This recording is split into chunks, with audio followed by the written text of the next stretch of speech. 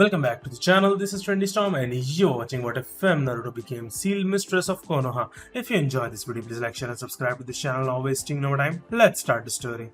There she goes. Kill the demon. Make her suffer. How dare you show your face to us, monster, demon. These were the yells from the villagers of Konohagakure, and they were all aimed at a 5-year-old blonde girl. She had no chance of ever taming her hair, which spiked out in all directions. To make it difficult for the villagers to grab it, she kept it brief. She had 6 whisker-shaped birthmarks on her face, 3 on each cheek, and cerulean blue eyes above them. Her clothing was tattered and too large for a 5-year-old. Her shorts were barely secured at the waist with a little piece of rope, and the shirt, which hung down to her knees, resembled a dress. She was barely wearing what could be considered shoes. Only the soles of an extremely old pair of shoes, tied around her feet with additional rope. With the exception of a few small trinkets that were stashed away and included a bell, the handle of a broken kunai, and a few ryo, this was what Naruko Uzumaki owned. We may seem like useless trinkets to most people, but for some reason, Naruko values us greatly. But she wasn't thinking about those right now for tonight. The only thought passing through Naruko's mind was to get away from the villagers that were trying to kill her. That is, until she turned down a dead-end alley. The villagers had already cornered Naruko when she turned to try to run swiftly back the way she had come. One of the villagers spit out, "Now we got ya, you damn monster." The man took a knife from inside his shirt and exuded a strong sake odor. "Tonight you are going to die so we don't have to deal with you anymore." "Enough talking. Just kill the little bitch already before any shinobi find out," hastily said one of the more reserved men. Like a deer in headlights, Naruko gazed at them in terror. She tried to move but was frozen in fear as they all began to converge on the blonde. Naruko managed to regain some control over his muscles as they approached and attempted a frantic run through the crowd, but he was violently grabbed by the back of the neck and flung face-first to the ground. Naruko gave a little yelp as her nose bled from the impact of her face hitting the floor. Naruko gave them a terrified glance. She choked out, "Why? What did I do to any of you?" "You're a monster," the man with the knife said. He raised his foot and landed it on Naruko's ankle, saying, "That's all there is to it. We don't need you corrupting our children." There was a sickening snap in the alley's darkness. Naruko's ankle broke, and she let out a cry. The men were now all around Naruko, and they were all taking turns stomping on the blonde. The occasional fist made its way into Naruko's face or gut throughout the beating. After 5 more minutes, they came to a halt, with Naruko no longer producing any sounds. The slight convulsions of pain running through her body were the only signs that she was still alive. They gave her a fierce look, upset that they were no longer able to make Naruko scream in agony. With a faint, inaudible crack, the villager brandishing the knife moved forward and gave her a hard kick to the ribs.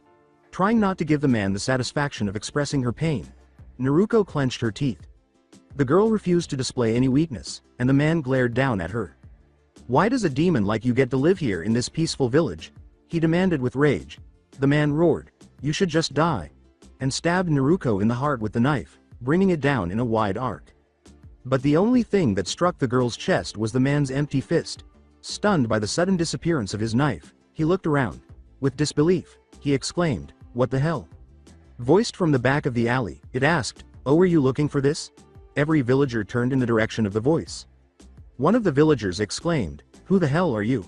The voice repeated, "Why are you trying to kill that girl there?" As it moved into the light and showed a white-haired man dressed in a dark green kimono top, pants, and a red sleeveless haori. His arms, where the sleeves ended, were covered in mesh armor.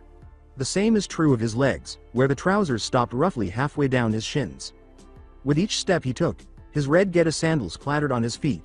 On the back of his hands were metal plate guards, and he wore a horned headband bearing the oil symbol. At last, a huge red scroll appeared across his back. The song, "You're Going Down," by Sick Puppies. The villager who had misplaced his knife scowled at the man who was now idly spinning it around in his hand. "This is none of your concern. That demon needs to die tonight," he shouted. The white-haired man stopped spinning the knife at that point, gave the man a menacing glare, and then vanished in a shunshin. The man's dangerous glint in his eye made them all look around with a little uneasiness. One of the men suddenly cried out from the rear of the group and collapsed to the ground in a heap. Slowly, a pool of red began to form beneath him. Now that the man had blocked off their only means of escape, the men were all afraid. Then the man who had tried to stab Naruko came forward. After he yelled, "Why are you all cowering? He's only one man. There are a lot more of us than him. Let's kill him too." the villagers awoke from their daze and charged at the white-haired man.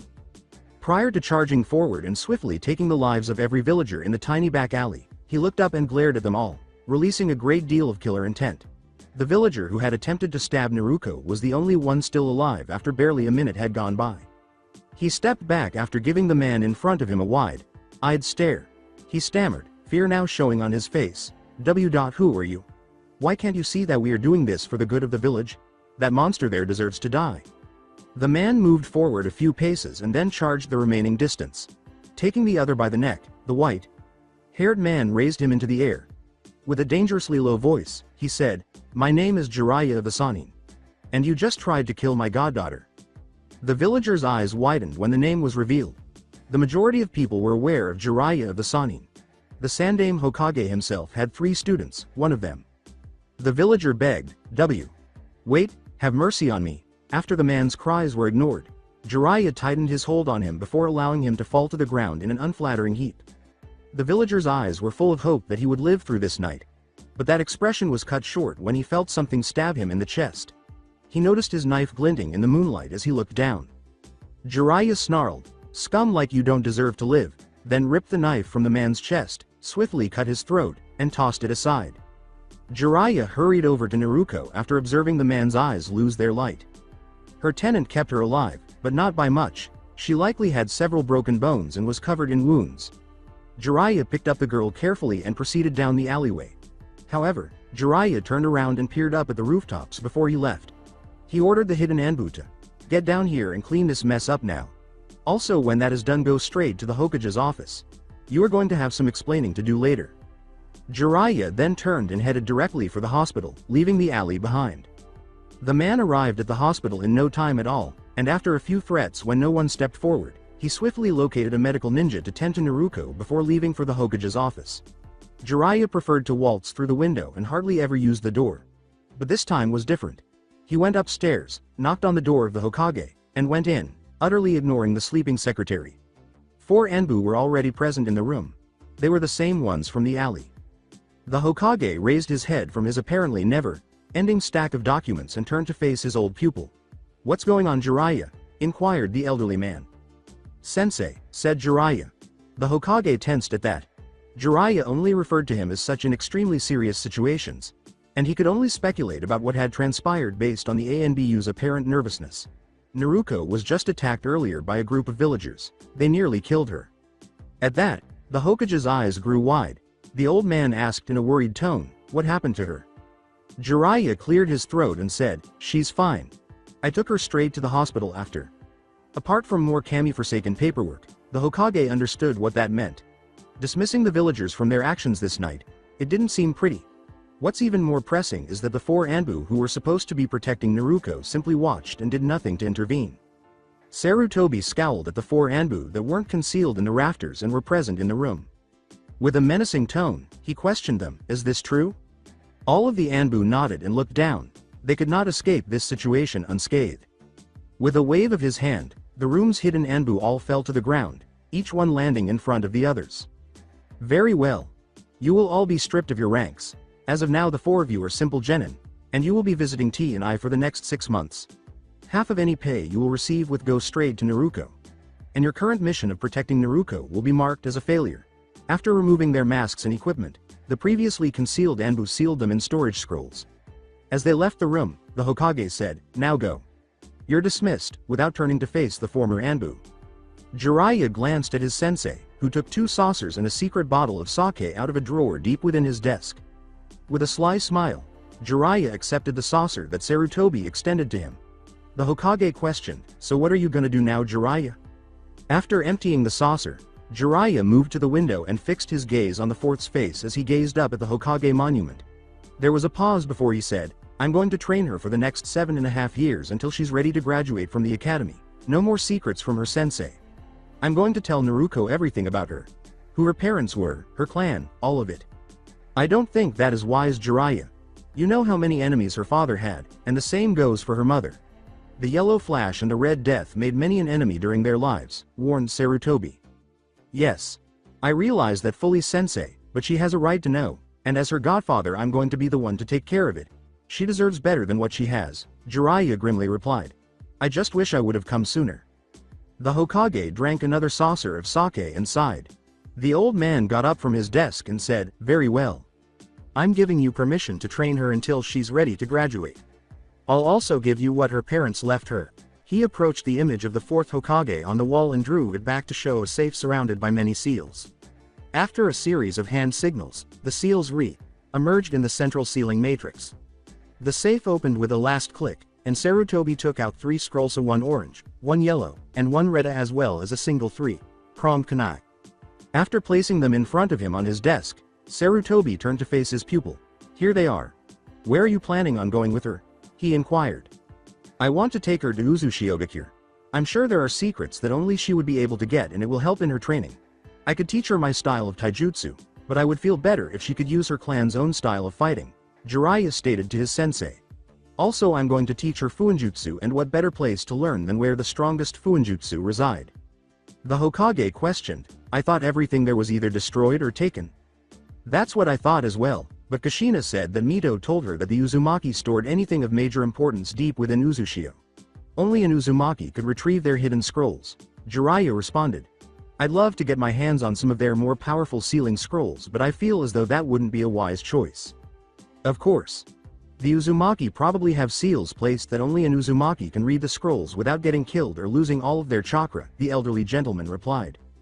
Jiraiya said, well, that settles it then, and took the kunai and scrolls from the desk. Before he did the same to the kunai, he placed the scrolls inside his shirt and gazed at it for a while. I'm going to go check on the Gaki, then we are going to leave first thing in the morning. Be careful out there with him, Jiraiya, Sarutobi advised. Don't let anything happen to her. Jiraiya laughed and asked, what do you take me for, some weak genin? With that, Jiraiya left the office to walk back to the hospital. I'll make sure that when she comes back she will be one of the strongest academy students to ever graduate. Maybe even stronger than Kakashi and Itachi when they graduated. In a matter of minutes, he reached the hospital and entered Naruko's room, where the blonde was lying in bed, apparently dozing off. Jiraiya watched the child sleep while she sat in the chair beside her bed. It was likely that she wouldn't awaken for at least a few more hours. With a shrug, Jiraiya made the decision to take a short nap while she waited for the girl. For a while, he could ensure that no one else attempted to harm his goddaughter. Naruko awoke abruptly. She noticed that she was in what appeared to be a sewer when she looked around. Fantastic. She sighed and thought, it's likely that the villagers threw me down here believing I was dead. Why was it that no one could simply treat her like anything other than a demon or a monster? In an attempt to find her way out of the place, Naruko started down a seemingly random hallway. She walked through seemingly endless twists and turns for what seemed like hours. However, she finally felt a glimmer of hope when she noticed a light ahead. Naruko picked up her speed and soon found herself sprinting down the corridor. She realized as she stepped out into the light that it was not the exit she had anticipated, but rather a huge room with 2 cage doors occupying the far wall, which appeared to have nothing but an endless blackness behind them. With a sigh, Naruko turned to leave the gloomy area, but the girl was stopped in her tracks by a low rumbling. Slowly, she turned back toward the cage doors and attempted to look through the shadows. Who's there? She yelled in terror. When there was no response, Naruko let out a breath she didn't know she was holding and turned to leave the room when she was stopped in her tracks by a deep growl. A deep voice snarled, "What are you doing in here?" Naruko swiftly turned, gazed up at the cage, and met the eyes of a huge red pair. Gazing up at the narrowed eyes, Naruko swallowed the lump in her throat. Naruko hardly got her voice loud enough to be heard when she asked, "Who are you?" The deep voice asked, "Who am I? I am the Kyuubi no Yoko, the most powerful tailed beast." "Who?" a bewildered Naruko asked. As it gazed down at the naive blonde in front of it, the fox appeared to perspire. "The fox that attacked your village 5 years ago," said it. "Do you know anything?" Up at it, Naruko cried, "That was you? Why are you here then? I thought the 4th Hokage beat you?" The fox gave a sneer. "No, you fool," roared the fox. "I was merely sealed away inside of a clueless idiot." Naruko questioned, "Really? Who was that?" The fox would be face-palmed if he didn't have more pride than all the tailed beasts combined. "I was sealed inside of you. You idiot child," the Kyuubi moaned. "Oh," Naruko said plainly before appearing to recognize the insult. "Hey, I'm not an idiot." "Clearly," said the fox doubtfully. With a sudden, "I'm sorry," Naruko said. The fox became perplexed as to why it was also receiving an apology. It had never before received an apology from a human. It said, "For what, brat?" For being sealed inside of me. I'm sure you didn't want to be sealed away, Naruto replied. The fox gave a sigh. Like you could do anything about it, told the fox. Naruto questioned, what if I made this place not so dark and creepy? The fox inquired inquisitively, how could you do that? Although it was well aware that the blonde could do anything she could dream up here, it was still interested to see if she could figure that out. Well, if you're sealed inside of me, wouldn't that make me kinda like the ruler over this place? Replied Naruto. The fox simply nodded, which made Naruto smile. Naruto cried out, okay, one big forest coming right up, and started to consider the forests that lay beyond the walls of Konoha. She gave them all of her attention, and when she opened his eyes, not realizing that she had previously closed them, she found herself standing directly in front of the enormous fox, with no cage doors between them. The fox's neck was encircled by glowing kanji lines that formed a basic leather collar as they abruptly appeared in the air behind Naruto. As it attempted to tear the seal from its neck, the fox snarled, what the hell is this thing, brat? Naruto said sheepishly, I apologize. I didn't do that. It just happened on its own. After giving Naruto a brief look, the fox turned around and started to move through the forest. You should go back. I'm sure that man would like to talk to you, brat, the fox replied. Naruto said, okay, but how do I come back here when I leave? The fox snarled, just close your eyes and concentrate on this place, now leave. Naruto called out, see you later, Kyuubi, and then disappeared from the seal. The fox shook its head and moved deeper into the forest after turning around and seeing the boy vanish. Slowly, Naruto opened his eyes and looked up. She was in the medical facility. Hospitals were dreaded by Naruto. Not enough movement and too much sitting. As Naruto's gaze strayed around the room, she became aware of a cough. She turned to the sound immediately. Naruto started, Gigi, what hap? And then became very perplexed as to who this individual was. Wait, you're not Gigi. Who are you? Jiraiya laughed. You call the Hokage Gigi? That's amusing, he replied. The man abruptly struck a very absurd pose and exclaimed, I'm the great Jiraiya, the Toad Sage of Myobokuzen and one of the students of the Hokage himself.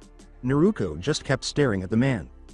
After giving the man a strange look and tilting her head to the side, Naruto finally said, you're weird, which made Jiraiya fall to the ground. Jiraiya cleared his throat and took a seat again after he had recovered some of his dignity and his composure. Suddenly, he asked gravely, Naruto, do you remember what happened earlier? All I remember was being cornered by those villagers, then they started to kick me a lot. I don't remember much after that, Naruto saddened. Jiraiya let out a sigh. It's alright, they won't ever hurt you again, he replied, I promise. Did you help me? Inquired Naruto. Jiraiya gave a nod. Naruto turned away and said, why? Nobody ever helps me. Everyone hates me. Why would I hate my goddaughter? Especially when she's my old student's daughter, Jiraiya said nonchalantly. Jiraiya thought she might get whiplash because Naruto's head turned around so quickly. Naruto whispered the word, goddaughter. Worried that this is a nasty ruse. Jiraiya just nodded and grinned. He responded, of course. I'm your godfather, so that would make you my goddaughter. Tears began to well up in Naruto's eyes. With a few tears streaming down her cheeks, Naruto questioned, you mean this isn't some sort of horrible trick? I actually have a family? Jiraiya gave the girl a gentle smile. Of course you have a family, Jiraiya remarked. We don't know what else he was going to say because Naruto jumped out of bed and threw herself at the man's chest, giving him the tightest hug she could. At last, the tears streamed freely down her cheeks. The unexpected embrace startled Jiraiya, but she gave it back. Before removing the reluctant blonde from him and placing her on the hospital bed, he allowed Naruto to cry there for a short while. I've got a question I want to ask you, but I feel as though I may already know the answer. How would you like to come and train with me for the next 7 years? I could teach you all sorts of techniques, including your family's taijutsu styles. A certain black-haired child in a different dimension would have been delighted to see Naruto's smile, which threatens to split her face in 2 identical halves. Yes.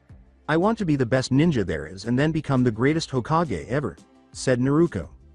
I thought that's what you would say, Jiraiya said enthusiastically. We'll leave tomorrow after we get plenty of supplies and you some new clothes and plenty of ninja tools.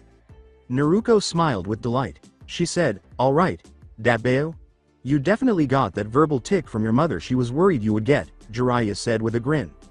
Naruto appeared to awaken from her coma. She inquired, you knew my mom? Jiraiya gave a nod. And you father, but I'll tell you all about them later. For now you need to get some rest. Let's go back to your apartment, he replied. Naruto just nodded. got out of bed, and walked out of the hospital after Jiraiya. Naruto persisted in bombarding Jiraiya with inquiries concerning their training and destination. However, Jiraiya deftly sidestepped every query that was directed at him in order to conceal how taxing it would become. Rather, Jiraiya was able to find out what had happened to Naruto thus far. Jiraiya abruptly said, "You know what, Gaki? I've got a little surprise for you." "What is it?" inquired Naruto eagerly. Jiraiya stated, "I'm not telling you." After years of practice, Jiraiya created the clone seal and concentrated his chakra, saying, "It wouldn't be a surprise then. Watch. This is gonna be one of the first jutsu I teach you," he exclaimed. Kage Bunshin no Jutsu. An exact duplicate of Jiraiya materialized in a puff of smoke. Naruto yelled, "Whoa, so cool," loudly. The Kage Bunshin. Much stronger than a normal Bunshin, it's not an illusion. Great for training, Jiraiya said just before he confronted his clone. He said, "Go on," and the clone nodded before vanishing in a shunshin. Before reaching Naruto's apartment, Jiraiya and Naruto kept walking through the streets. They entered and took a look around. Milk cartons and empty ramen cups were scattered all over the place. The kitchen faucet was constantly dripping, and the trash was piled high.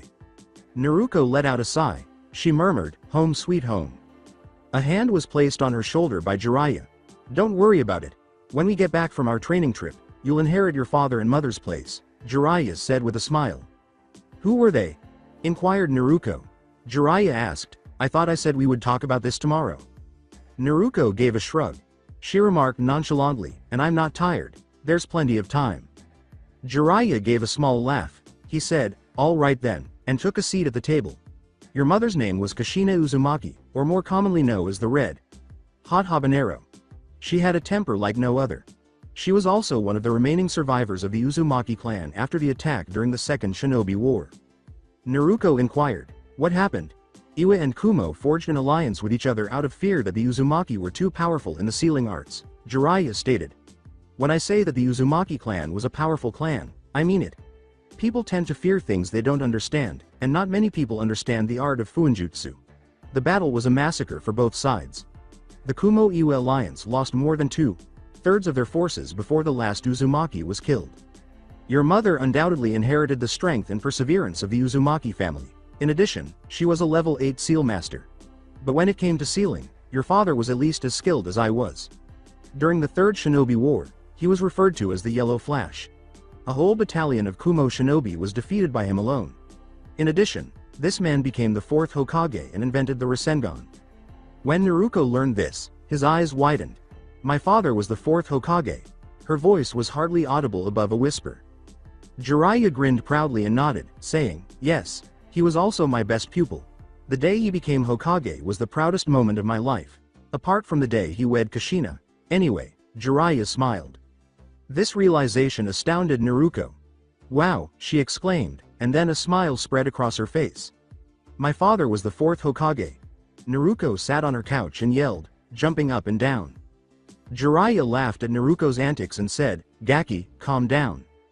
Jiraiya pulled the scrolls and kunai from his shirt and said, "I have some things for you." Naruto approached him and took a seat in the other chair, and Jiraiya laid the items in front of him. "Your parents left these scrolls behind," Jiraiya said. "Your mother's method for using chakra sealing chains is revealed in the red one. The secrets of Hirishin and the Rasengan are in the yellow. Your mother purchased this orange scroll from Uzushio especially for you. Only you can open it, and I have no idea what's inside." Staring at the scrolls before her, Naruto was almost afraid to take them, and she kept thinking that this was all a dream. Eventually, she shook her head and picked up the scrolls, the sealing formulas surrounding them flaming briefly before vanishing as soon as Naruto touched them. "It appears that your parents intended for you to read them alone. Your father told me what was in them, and that's all I know. Later, you can read them. This was your father's kunai, or at least one of his many. You'll learn how to use them in his scroll, I'm sure," Jiraiya remarked. "It's so heavy, and why is it shaped so weird?" she said, picking up the kunai and gazing at it for a while. Curious, she asked. "My guess is to help deflect other weapons, and it was easier to use for the Hirishin," Jiraiya shrugged. "The Tale of the Utterly Gutsy Shinobi" is the book that Jiraiya took out of his shirt and said, "Now, finally, I want you to have this. It was the first book I ever wrote. In fact, your parents gave you your name based on the book's protagonist. Well, except for one letter." Jiraiya gave a small laugh. "This is pretty hard to read," Naruko remarked as she opened the book and attempted to read a small portion of it. You're only 5, though. I don't think you'll be able to read this just yet. However, I'll instruct you while we're on the road. Happy birthday, Naruko, Jiraiya said excitedly as he trailed off and held up 3 fingers before bringing them down one by one. His clone then appeared in the room and placed a cake on the table with 5 candles lit. Looking at the cake with wide eyes, Naruko couldn't help but cry. Thank you, she sniffed, wiping her eyes and nose on her shirt. This is the best birthday I've ever had. She had never had a cake before, let alone received anything for her birthday other than beatings that seemed worse on this particular day. You're welcome, Jiraiya said politely, giving the girl a gentle smile. So, what are you waiting for? Make a wish and blow out the candles. Naruko sniffed one last time before taking a deep breath and blowing the candles out in one huff. Let's dig in. Before chopping a large portion for Naruko and setting it in front of her, Jiraiya yelled. The two of them ate the entire cake that night, which was no small accomplishment given Naruko's appetite, and after the last bite was gone and the dishes were put away, Naruko finally started to feel exhausted. Naruko smiled up at him and did just that. All right, Gaki. Go to bed now.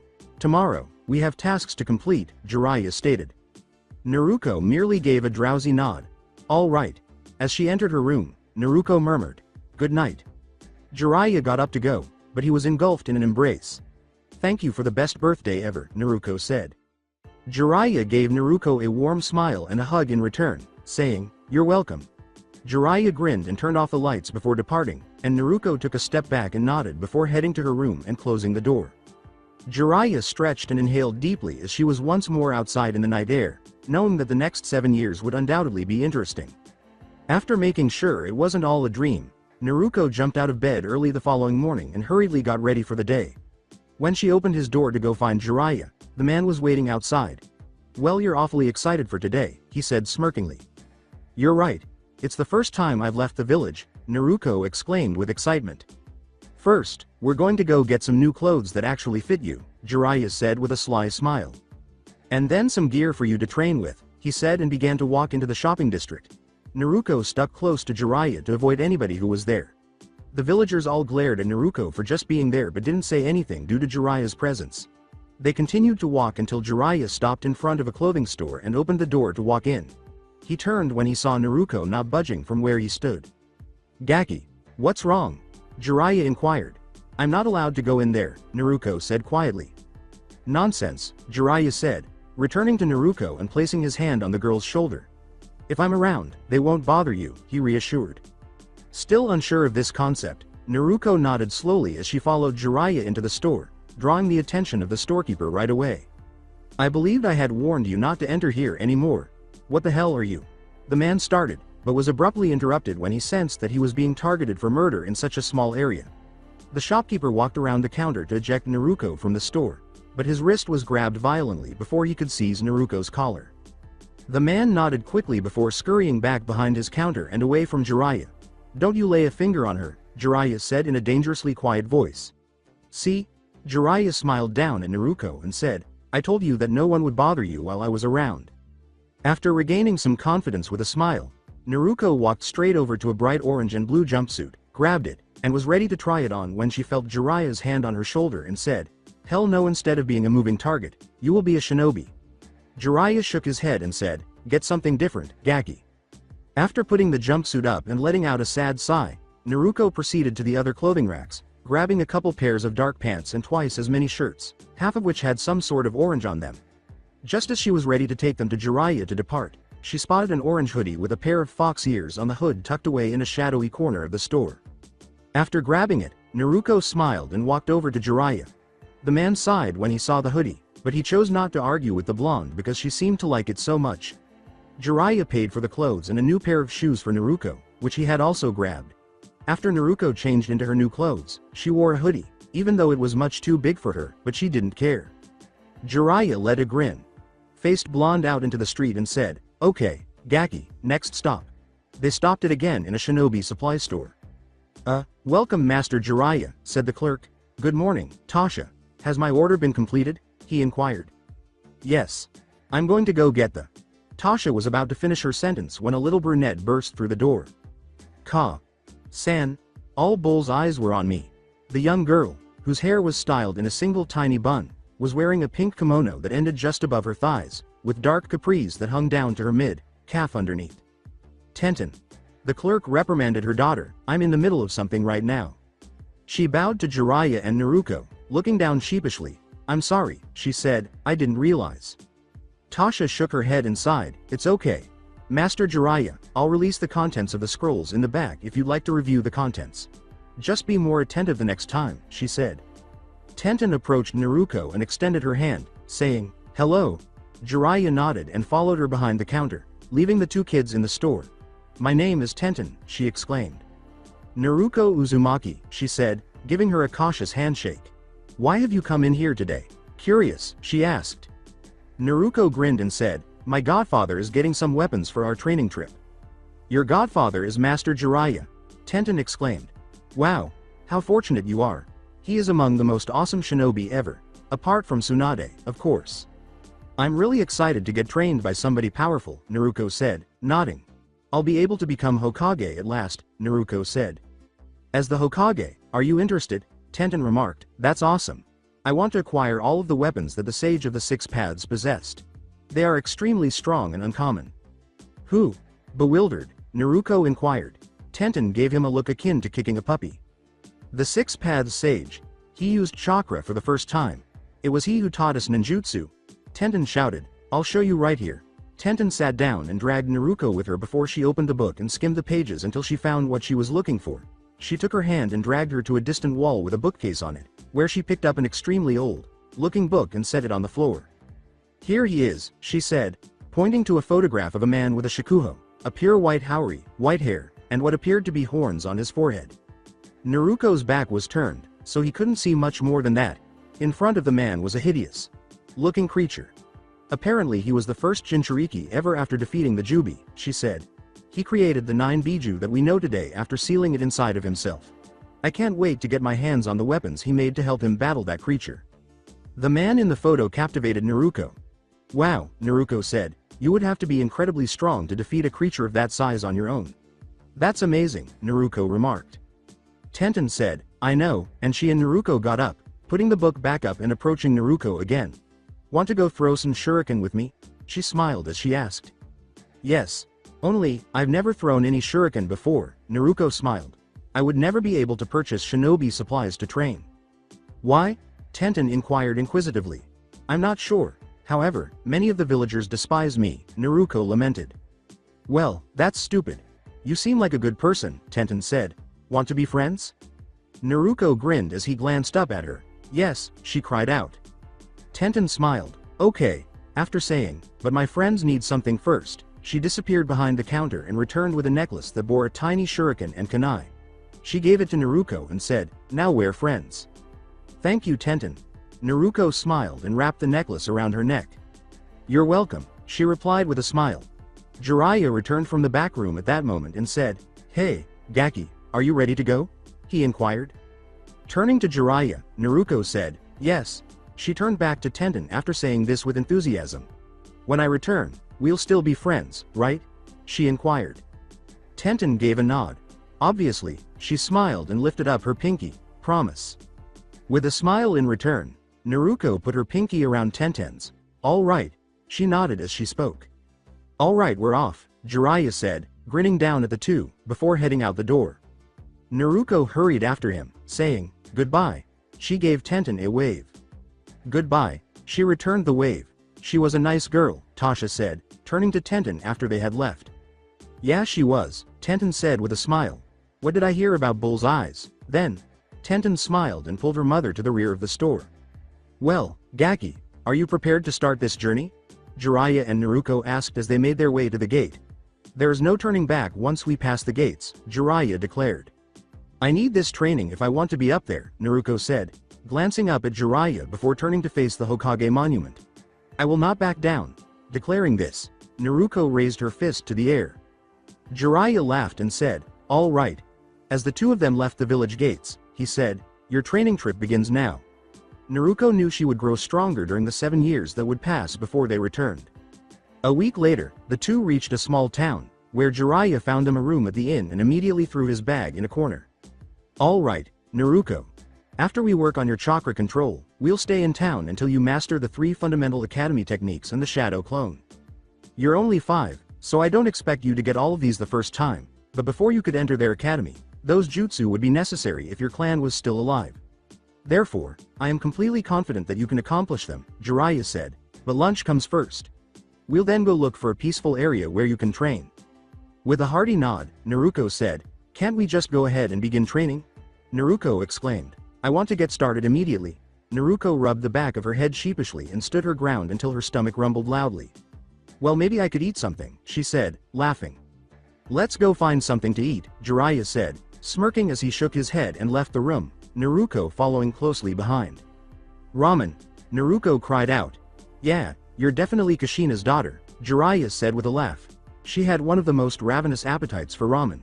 "However, I won't let you eat just ramen. You will either eat better or you will never become stronger. We're going to look for something else for the time being," Jiraiya stated. "But I like ramen," complained Naruto, crossing her arms in a pout. Jiraiya laughed. "Tell you what," he said, "I'll buy you ramen for each technique you master. No ramen until then. What does that sound like?" "Ramen as a treat for finishing my training," Naruto grinned up at him. "I'm motivated to train even more as a result." As they walked out of the inn, Naruto shouted. Jiraiya chuckled, "That's right. Don't worry, the hard training won't start until after you finish the shadow clone training," he said, evilly rubbing his hands together as he watched Jiraiya. Naruto shuddered. After a moment of concern, Naruto sighed and said, "Hey, how about we go eat over there? It smells really good," Naruto said, drooling down her chin as she gestured to an outdoor grill. "Why not?" Jiraiya shrugged, looking over and walking over with Naruto in tow. They sat down in front of one of the grills and placed their order quickly, and Jiraiya grilled the meat and vegetables before giving Naruto a portion. "Eat up, Gaki," he said as he began to eat. Naruto remarked, "I don't like green food," and pushed the veggies aside. With a sigh, Jiraiya said, "Want to train?" he asked with a mouthful of food.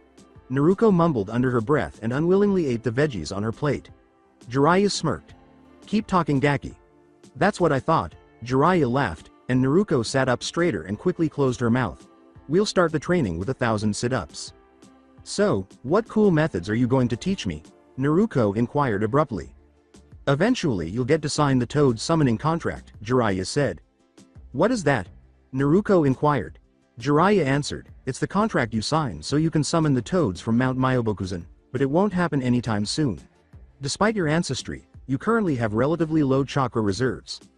Chakra exhaustion would most likely result from signing the contract and calling forth one of the Toads." "Is that a bad thing?" Naruto asked while gulping down some food. "Shinobi who suffer from severe chakra exhaustion have been known to go into comas." Jiraiya reassured him, "Even more severe cases can kill you, but we'll make sure that doesn't happen." He reached forward with his chopsticks to grab some more meat, but they scraped against the plate. He turned to see Naruto eating, her mouth full, and sauce dripping from the corner of her mouth. "You were talking and I was hungry," Naruto said, looking up at Jiraiya. She swallowed her food and shrugged, saying, "Sorry?"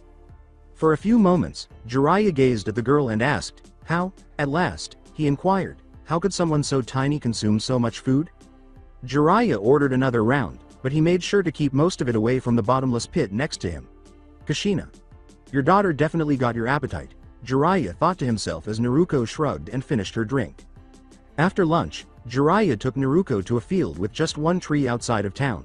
"What are we doing out here, sensei?" Naruto inquired. "We'll work on controlling your chakras. We'll proceed to the henge, the kawarimi, and finally the bunshin after you've managed to hold this leaf on your forehead for as long as you can," Jiraiya said, taking a leaf from the tree. "We'll start working on the cage bunshin after that is finished. We will proceed to the next town after that is finished." Naruto gave a nod. "All right, data copyright Bayo, I'll do this flawlessly the first time," Naruto cried out loudly. Jiraiya thought to himself, "And she's got that annoying verbal tick too. Gonna have to break her out of that eventually. Show me what you can do then," he challenged. After nodding and placing the leaf on her forehead, Naruto stood for a while before turning to Jiraiya and saying, How do I go about doing this?" Shyly, Naruto asked. "Direct your chakra toward the leaf in the center of your forehead," Jiraiya said with a sigh. "You can hold it there that way. But you have to focus. If you let your thoughts wander, they won't stick," Jiraiya said wisely. Jiraiya's eyes widened, and Naruto's eyes widened as well. Naruto nodded, determined to get this quickly. She placed the leaf on her forehead and focused on it, closing her eyes and feeling her chakra reserves flowing. Then she opened his eyes, and the entire leaf was torn apart. Sensei, huh? Is that typical? Naruto inquired. No, you must have extraordinarily large chakra reserves, but that honestly doesn't surprise me, Jiraiya said. That hasn't ever happened to my knowledge. Being an Uzumaki and that other thing in particular. He said the last part more to himself as he was thinking. Something else? Is the Kyuubi involved in that? Jiraiya froze when Naruto asked. How are you aware of that? Jiraiya inquired warily. I was in a dark sewer before I woke up in the hospital, Naruto shrugged. I wandered around until I came to a room where a huge fox informed me that it was the Kyuubi no Yoko. And just by thinking about it, I was able to alter the room's appearance. Sensei, what exactly does that mean? Naruto inquired. With a sigh, Jiraiya said, I sincerely hoped you wouldn't learn about that for a while. Jiraiya started, sighing once more, but yes, the Kyuubi has a lot to do with why the leaf was completely shredded. Not until you were ready at least. Your father's method of sealing it inside you was intended to let its chakra gradually seep into your chakra coils while transforming it into a safe chakra for use. As it is, being an Uzumaki gives you a lot of chakra reserves, most likely low chunin. When you include the fact that the Kyuubi gives you chakra, it rises significantly. Jiraiya rubbed his chin thoughtfully. You're going to have a lot more trouble because of this. When you attempt to use any kind of jutsu, you will probably release too much chakra, which will prevent the jutsu from working at all. Otherwise, Jiraiya warned Naruto, it will be a much weaker version. So I won't be able to do anything well then? Naruto sighed. Tragically, Naruto inquired. To Naruto's annoyance, Jiraiya placed his hand on her head and slightly tousled her hair, saying, Don't worry about it, Naruto. You seem determined, so I'm sure you'll figure it out, Jiraiya said, encouraging him to try focusing as little chakra as possible before placing the leaf on his forehead. Use as little as you can. Although it will be challenging, I am confident that you will succeed. With fire in her eyes, Naruto nodded. All right, Naruto shouted, I'm ready to finish this and go on to the next step. Don't forget, if you complete the stage, you get ramen, Jiraiya urged, laughing as he watched Naruto tear up another leaf. Jiraiya got the impression that they would be there for a while. I'll get this right away, Naruto shouted. They were going to be in this town for a long time, Jiraiya thought, laughing as another leaf was ruined. It took Naruto less than a month to figure out the leaf exercise, which involved comparing her chakra to a faucet that needed to be turned down. One night, after drinking a glass of water, she had the thought, if the faucet can be turned down to reduce the flow of water, then why not the chakra? It took her a whole other week to get it just right, going from completely shredding the leaf to ripping it in pieces, then getting a few small cuts, but in the end, she managed to get it to adhere to her forehead with ease. Following that, she made Jiraiya and the chef at the ramen shop stare in amazement at how much ramen the child could store. After 16 bowls of ramen, she returned to the field to work on the transformation technique, but things weren't going well. Gosh! Why am I unable to do it correctly? Naruto yelled in frustration. For the last 4 days Naruto had been trying to transform into Jiraiya, and it wasn't going very well. Arg. Again, incorrect. Anyway. Jiraiya, who was writing in a notebook beneath the tree, said, You've got to focus on every detail of the person. Naruto nodded and said, Datbeo, I already know that, Naruto yelled. She placed his hands in the ram seal and began to focus her chakra while picturing Jiraiya in her mind. Suddenly Naruto opened her eyes. Henge, Naruto shouted. As the jutsu was performed, Naruto was encircled by a cloud of smoke, which was blown away by a slight breeze to reveal Jiraiya, but not actually Jiraiya, who was much fatter and shorter, with a pointed nose and arms that were completely out of proportion to the rest of his body, reaching the ground. Naruto, you've got the chakra control down to do it, but you're getting the details so very wrong. Jiraiya sighed in frustration, pointing out that Naruto was struggling more than he had ever encountered in the henge, which was supposed to be one of the easiest jutsu to learn. I understand. I have no idea what I'm doing incorrectly. As her metamorphosis faded, Naruto shouted across the field, I'm picturing you in my head when I perform the jutsu. How precisely do you see me? Curiously, Jiraiya inquired. Naruto remarked, just like the way you are now. Naruto hung her head and said, Yee. No, I think I see the problem you're having then, Jiraiya said, nodding. The transformation will fail if you can't visualize the person you are changing into, right down to the last mole on their nose, Jiraiya said. Before you start shaping your chakra, I want you to concentrate on every single detail about me. After completing that, you must perform the henge. After giving a nod, Naruto approached Jiraiya and took a seat across from him. Naruto gazed at Jiraiya, examining every detail, including the mole on his nose, the marks under his eyes, the length of his hair, and the color of his clothing. Okay, this time for sure, Naruto declared and jumped up. She placed her hands in the ram seal again and began to focus her chakra. Henge. A flawless replica of Jiraiya stood in front of the real one after the smoke explosion subsided. The actual Jiraiya got up, circled Naruto once, and then nodded. That's right. Naruto, good job, he said. Yes. The changed Naruto said, smiling and releasing the henge poof. Ramen, ramen, she chanted. Good job Naruto, Jiraiya said encouragingly, grinning and ruffling the girl's hair. Let's go get some ramen then. Naruto raised his fist in the air and said, all right, she shouted. After returning to town, the two of them went straight to the ramen stand, where Jiraiya chose not to overindulge and ordered just 2 bowls, while Naruto ordered her first 5 bowls right away. How do you consume so much gaki? Jiraiya inquired, it's not natural. What are you saying? I adore ramen. It's kami cuisine, Naruto exclaimed after finishing her 5th bowl. Jiraiya was wide-eyed. He didn't even realize Naruto had eaten the first 4. Another 6 bowls please. The amount of ramen you can consume must be unhealthy, Jiraiya said, shaking his head. Where does it all end up? Maybe it's some form of hidden Uzumaki Keke Genkai, Jiraiya thought, and Naruto simply shrugged as she began her 7th bowl of ramen. Back at Ichiraku's, I kept track of how much ramen I could consume in a single sitting on a record board. Naruto said, my best was 24 bowls, as he swiftly started on the 11th and downed bowl number 10. You consumed 24 bowls of ramen in one sitting without experiencing any subsequent nausea? Jiraiya asked wide-eyed. How? Jiraiya had not yet finished his 2nd bowl of ramen when Naruto shrugged and said, I really love ramen, before finishing her last bowl. So what am I learning next? Naruto inquired. The Nawanuke no Jutsu and the Kawarimi. I hope they won't be too difficult for you. We won't begin learning these relatively basic techniques until tomorrow. You've earned a day off for your efforts thus far, Jiraiya remarked. Looking up at him, Naruto said, but I want to train more. We can begin more difficult tasks sooner if I can finish these first, Naruto cried out. Yes, that's true, Jiraiya said, but you won't be able to get good results if you overwork yourself. Rest days are always a crucial component of training. All right, Naruto sighed, but we have training tomorrow. Yes, Jiraiya said, waving Naruto away after paying for the ramen. Now let's return to the inn so you can wash up from your training, he said, laughing. Tonight, a festival is taking place. With hopeful eyes, Naruto raised his gaze to Jiraiya. Really? I've never had the opportunity to attend a festival before, she lamented. As they left the ramen shop, Jiraiya ruffled the girl's hair and said, yes, really. Furthermore, you don't need to be concerned about anything similar to what occurred at Konoha.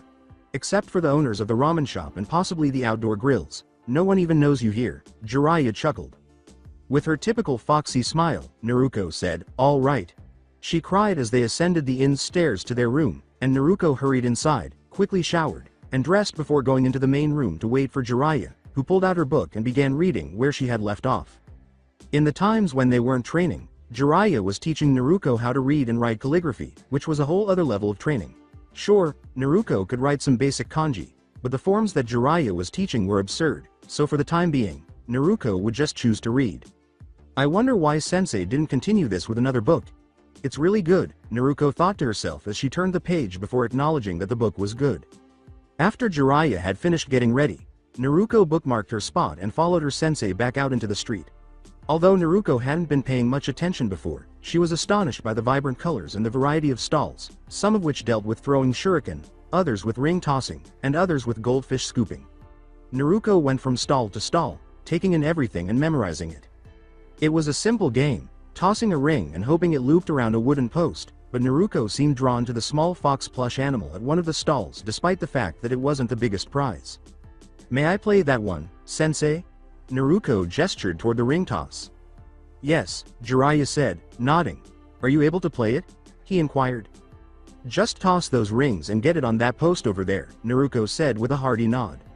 All right, have at it, Jiraiya said, nodding. He then paid the stall owner. Naruto hung her head, grabbed the rings, and threw them one by one, barely missing their mark. Try again Gaki, Jiraiya said, patting Naruto's shoulder. With resolve in her eyes, Naruto raised her head and said, I'm going to get it this time. She declared and took the rings again, She tossed the first, it sailed over the post. The second one tossed smacked the side and bounced away. Naruko stuck her tongue out of the corner of her mouth slightly and stared at the post before tossing the ring. It sailed through the air and hooked the post. The ring spun around for a moment before falling down. Naruko threw her hands up into the air and cheered. Yada. She applauded, I understand. All right. Pick a prize, sweetie, said the stall owner, leaning down to Naruko as Jiraiya laughed. Naruko pointed to the fox right away and said, that one, she cried out. With a smile, the stall owner reached up, picked up the fox, and gave it to Naruko, saying, here you go. Well done, he informed Naruko. Clinging to the fox plush to her chest, Naruko walked down the street with Jiraiya, no longer interested in any of the stalls except those that had food, and as the night wore on, she eventually started to feel exhausted and had to be carried back to the inn. Jiraiya opened the door and placed Naruko on her bed, who was still holding the fox to her chest while she slept. Jiraiya then sat down on his bed and took out a map of the elemental nations and scanned the area where he knew his summons lived, hidden from the world in plain sight. His gaze crossed one of the wooded areas that was said to contain 3 of the greatest summonings ever. Perhaps he would take Naruko there when she grew up to try and locate one of those summoning contracts, since even the weakest of those 3 was more powerful than the 3 Sannin summons, unless the girl wanted to sign the Toad contract. Jiraiya hung the map and then lay down on his bed, pushing those thoughts out of his mind, knowing that Naruko would be a long time before he was even prepared to summon anything, and that the Sannin would sleep until then. Oh no. What on earth? At least that was Jiraiya's statement that before Naruko began the Kawarimi, she would have to figure out how to escape from being tied up first. Naruko yelled, as she was currently tied to the only tree in the field practicing the escape technique. However, Naruko was certain that there was more going on behind this training phase, most likely just Jiraiya's amusement at seeing his student bound to a tree. How in the world am I going to accomplish this nonsense? Naruko shouted. Just focus your chakra to the bonds around you and will them drop away, Jiraiya said, laughing. I am aware of that. I've been trying to do that for the last 4 days, shouted Naruko. We'll keep attempting. Otherwise, tonight is going to be a chilly night, Jiraiya warned his pupil. After a brief moment of straining against the bonds, Naruko eased back against the tree and asked, why is this so difficult? Naruko inquired, but not really to anyone. Once more, you're exuding too much chakra. Do you recall the henge? It wouldn't work or would come out distorted if you put too much chakra into it, Jiraiya said. But in order to break free, shouldn't you release a lot of chakra? Naruko inquired. Yes, but you're trying to force it all at once in one quick burst, Jiraiya said with a wise nod. If you were attempting to break the rope completely, that would work. You must release your chakra gradually, he explained. Naruko nodded and closed her eyes, focusing her chakra around the bonds more slowly this time. She felt the ropes loosen, and when she tried to get out, she felt them return to their original location. Arg! I nearly got it, Naruko shouted. Remember to stay focused. The ropes will simply tighten themselves if you do that, Jiraiya remarked. All right, said Naruko, hanging her head. Definitely this time, she said and raised her head up, eyes closed. This time when the ropes started to loosen, Naruko didn't break focus. Sure enough, the ropes loosened enough and fell to the ground around Naruko's feet. I got it, she yelled, leaping to her feet and raising her fist in the air. Well done. This step's first part is finished. The Kawarimi is part 2 now, Jiraiya stated. Ramen? Naruko inquired. Not until the completion of part 2. You're going to Kawarimi with pieces of this tree, Jiraiya said, because I told you this step has 2 parts. All right, no problem, Naruko said, just show me how to do that and I'll get it down quick. Jiraiya smiled, and for some reason, Naruko shivered because she knew the man was planning something she wouldn't like. Yes. However, it will be more difficult for you, Jiraiya stated, still grinning, because you will be bound and have to Kawarimi by yourself using a portion of the tree. You cannot travel with any ropes. I wanted you to master the escape jutsu first for that reason. More ropes again, she complained as Naruko hung his head. That isn't even the best part, Jiraiya said, her smile only growing. I get to toss you water balloons. Everyone that strikes you will be regarded as a shuriken, he remarked slyly. What? Naruko's eyes widened. She shouted. With a nearly malevolent chuckle, Jiraiya said, let's start stage 2. The next step appeared to be easier for Naruko, who finished the Kawarimi in about 2 days. After almost 20 bowls of ramen, the 2 of them were back in the field, this time practicing the bunshin. Needless to say, it was easier than the others. Naruko's life was going well right now, if you count having pathetic looking clones show up in a huge cloud of smoke. The most recent attempt left a sickly clone on the ground, smoking lightly and nearly white. Pitiful, said Jiraiya. Hanging her head, Naruko said, this is the worst jutsu ever. Naruko fell back onto her back and yelled. You can't really use the same method you did as the henge here, Jiraiya said, rubbing his chin thoughtfully. At least you're able to replicate. Why not create multiple clones? After giving Jiraiya a fleeting glance, Naruko hurried to her feet and put her hands in the ram seal, saying, Bunshin no jutsu. Naruko called out. This time when the smoke cleared there were over 20 perfect clones. I did it, she cried out. Well done, Gaki. I suppose it's time for some ramen, Jiraiya interrupted. First, teach me the Kage Bunshin. The Bunshin Jutsu is just the first step for the Kage Bunshin, yelled Naruko. Well alright then, Jiraiya said, raising an eyebrow. Jiraiya created the clone seal. Kage Bunshin no Jutsu, the man yelled, and a flawless image of Jiraiya materialized next to him. You got it? Yes. Naruko cried out. The first attempt, Naruko focused her chakra after placing her hands inside the clone seal. Jiraiya sat down and leaned against the tree, yawning. Yeah, that's what you said about the last ones too, he said. Jutsu no Kage Bunshin. Jiraiya was knocked back by a massive explosion of smoke as Naruto yelled. Gaki. What the devil? Jiraiya exclaimed. He jumped up to his feet and waved the smoke out of his face. Jiraiya widened his eyes when the smoke cleared. There were at least 200 Naruko clones in the field. How in the hell? When more than 200 voices said, I told you I'd get it one the first try, they both spoke at once. Well, I'll be damned, Jiraiya remarked. Well done. Now, scatter the clones, but do not destroy one. All right. Naruko did just that. Once the smoke cleared there were only 2 Narukos standing in the field. Now what? Our clones are going to go into the woods over there and play rock, paper, scissors then disperse, Jiraiya said after creating another clone of himself. Naruko said, you heard the man, nodding and turning to face her clone. The clone said, right Heim, and trailed Jiraiya's clone into the forest. Faced to one another, clones Jiraiya and Naruko said, are you ready, Gaki? The clones of Jiraiya and Naruko nodded in response to the question. Janken. The clones of Jiraiya and Naruko both glanced at their hands before dispersing in 2 puffs of smoke as they simultaneously called out. All right, Naruko, who prevailed? What? Inquired the real Jiraiya. Me, Naruko said, scratching her head. However, how can I know that? Not that I was there. Bewildered, Naruko inquired. The Kage Bunshin is regarded as a kinjutsu because it uses a lot of chakra, which is obviously not an issue you'll have. Additionally, it's a fantastic method of training, Jiraiya said. How? Naruko inquired. Consider spending an hour training with a clone before releasing them. 1 hour would be equivalent to 2 hours of training. Imagine making 50 clones and training them for an hour in your situation. Even though the enormous headache that would follow would be awful, Jiraiya went on to say, that's just over 2 days worth of training in 1 single hour. However, I suppose you could get around that by simply spreading the clones one by one. The headache would still be there, but it would be less severe. The idea of being able to perform a variety of pranks at once or train for days in a matter of hours astounded Naruko. That's so cool. With a shout and a fist pump, Naruko exclaimed, I am so excited to begin training with them.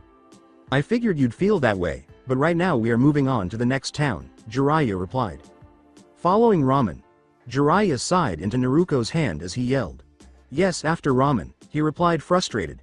I still don't understand how you can eat so much of that stuff and not get tired of it. I've never given it much thought, shrugged Naruko. I just know that I adore ramen, with a proud smile, Naruko said. After they finished their bowls of Ramina 19 for Naruko, they packed up their belongings from the inn and checked out, and Jiraiya just shook his head and headed back toward the town, Naruko following closely behind.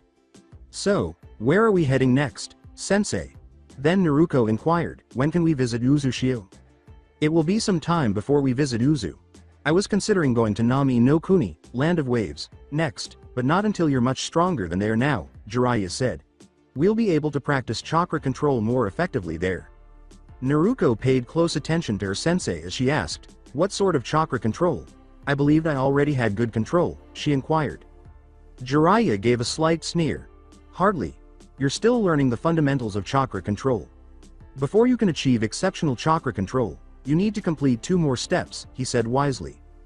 What are those steps? Naruko inquired. The first is tree walking, Jiraiya stated. Only no hands are allowed. You mean I could walk upside down on ceilings? Naruko asked, looking up in amazement. With excitement, she inquired, that sounds fantastic. Then you're going to love the next step, Jiraiya said with a laugh.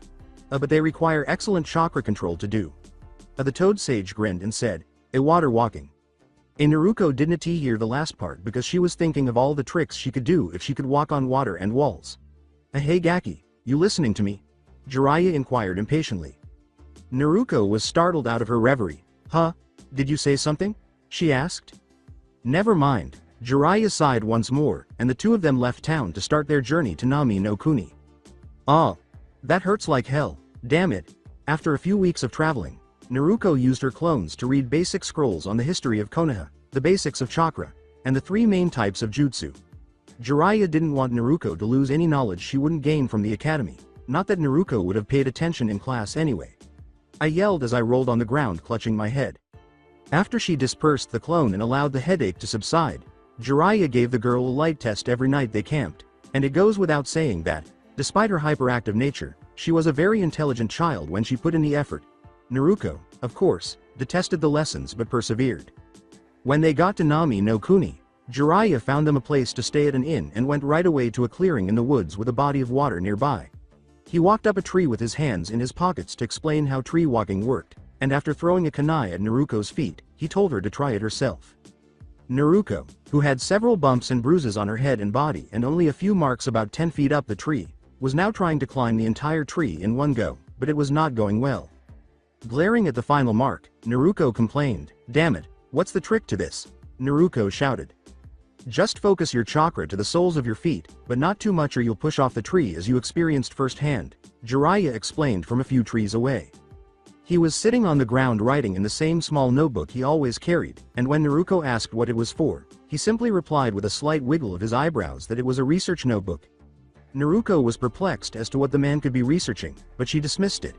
Little did Naruko know that Jiraiya would send a shadow clone to go spy on public baths and hot springs in the women's section every day for his books. "I've spent the last few hours attempting that," Naruko shouted over the clearing, scattering any nearby wildlife. "Remember what I mentioned regarding your cage bunshin?" Jiraiya inquired. Jiraiya merely sighed as Naruko created the clone seal. Cage bunshin no jutsu. Naruko almost struck her face against the tree she was running at, but she stumbled and fell onto her back instead. She got up and gave her head a sheepish rub. "Maybe," Naruko said softly. About 50 clones materialized in the clearing as Naruko called out, "Okay, choose a tree and begin the exercise." Naruko gave his clones orders. "Write him." They yelled in unison, and Jiraiya watched in awe of the respect Naruko's clones showed for the original. His own clones were always chastising the man for something, and he flinched when he felt the memories of the current shadow clone come to him. A rather busty brunette caught him in the act and kicked Jiraiya in a particular spot. Perhaps that's why his clones were so obnoxious. Jiraiya sighed, and resumed writing in his notebook. The clones all concentrated their chakra before charging at their respective tree, landing on their heads and vanishing in puffs of smoke, but this time they were much higher than the last time before falling off. The clones' memories went to each clone, explaining what they had done wrong and how not to do it again. Jiraiya saw the sun setting and watched as Naruko always climbed as high as she could before falling. "All right, Gaki, let's go back for the night," he said. "I'm sure you've used up a lot of your chakra today," he said, calling Naruko over. She said, "All right," and instantly dispelled her clones as Naruko and her clones turned to face the sage and nodded. "Don't wait, Naruko. You completely forgot what I said about the headaches," Jiraiya said with a shake of his head, but it was too late. Naruko looked very woozy as the smoke cleared, reaching up to grab her head before collapsing to the ground. Jiraiya hurried over to pick her up. After carrying Naruko back to the inn, Jiraiya placed the girl on her bed and said to himself, "She's probably gonna be out for a couple days at least," before moving to his bed and laying down before dozing off. When Jiraiya woke up the following morning to sunlight in his face, he rolled over to see that Naruko was not in her bed. "Morning sensei," said Naruko from the living area, and Jiraiya blinked. 5 Narukos were seated around the table, each reading a different scroll. 2 were reviewing taijutsu scrolls, while the other 3 were reading the scrolls Jiraiya had given Naruko on her birthday. "How are you feeling at the moment? You should be asleep for the next couple of days at least," Jiraiya said. "Ask Haim," shrugged Naruko. "I believe she mentioned that it was related to the Kyuubi," he said. "Have you said, Haim, or all of you clones?" Jiraiya blinked. The clones all nodded. Haim is out in the clearing tree walking right now, said another Naruto, so she wasn't just focusing on chakra control. She wanted us to go over these scrolls today. Smart, Jiraiya said, nodding. Just don't dispel everything at once like yesterday, one by one. I thought the Gaki's clone said she was out here. Jiraiya wondered aloud as he dressed and left the room to go to the clearing, after creating a shadow clone for research purposes, of course. When he arrived at the clearing, he looked around and saw no one there, but the Naruto all nodded. He smirked up at his student, good work, Naruto, as he reached out and caught a kunai that had been thrown toward him. He looked up to see Naruto and his clones standing at the top of their trees. Come on down here and I'll tell you what to do next, he said, adding, and this time, dispel your clones one at a time. You got it. Naruto nodded and proceeded to work, allowing her clones to dispel each one individually. After the final one was extinguished in smoke, she descended the tree with just her feet and hurried to Jiraiya on the ground. All right, to perform the water walking, you must continuously send chakra to your feet. Jiraiya warned, if not, you'll fall through the water. Naruto gave a nod. All right, after the ramen, we can start, she practically gave an order. Jiraiya laughed, sure whatever, and he and Naruto went into town, where they soon came across a ramen shop. Naruto practically had a sixth sense when it came to locating ramen stands. After ordering their meals, Naruto once again baffled the other person by how much ramen she could store in seemingly inconspicuous places. How in the hell did that girl eat that much ramen? As the two of them left for town, the store owner asked out loud. Naruto made 50 clones right away after he and Jiraiya returned to the clearing and proceeded to the water. So what's the trick with this step? Jiraiya was asked by Naruto. You must maintain a steady flow of chakra to your foot soles. The man clarified, you will fall through the water if you don't do that. In a matter of seconds, the Narutos all shot up out of the water after Naruto nodded before she and the clones all focused their chakra to their feet and walked out over the water for a few steps before tripping and falling into the freezing water. That's cold, they all shouted at once. This step was going to be, to put it mildly, highly entertaining. Keep the chakra flow constant, Gaki, Jiraiya called out from where he had taken a seat. Indeed, it was at least for Jiraiya. Naruto, on the other hand, not so much. Despite the assistance of her clones, it took her a whole wet, chilly week before she finally mastered it. Now, Naruto stood on her hands in the middle of the pond and said, Hey sensei, how are you? Naruto smiled and asked. Jiraiya grinned and said, Well done, Gaki. He instructed his pupil to dispel your clones that you have reading your scrolls and then do the same that are practicing the taijutsu katas. Jiraiya reminded Naruto to do it, one at a time. The clones reading the scrolls gave her as much information on Uzumaki-style taijutsu as the scrolls she had held, which was a basic style but much stronger than the simple academy style for Konoha. Naruto jumped back up and walked back over to shore, nodding and dispelling her clones one by one, regaining all of their memories. Then the clones practicing said taijutsu started to dispel, leaving only the ones working on calligraphy and reading more about Uzushio and Konoha's history. This was the only taijutsu stance that was on Sans scroll, Naruto said, closing her eyes and allowing the headache to pass before opening them. She then moved into a taijutsu stance, spreading her feet apart and raising her arms in a loose guard, one in front of him and one behind him. As she concentrated on Jiraiya, Naruto remarked, Perhaps there are some more scrolls in Uzushio.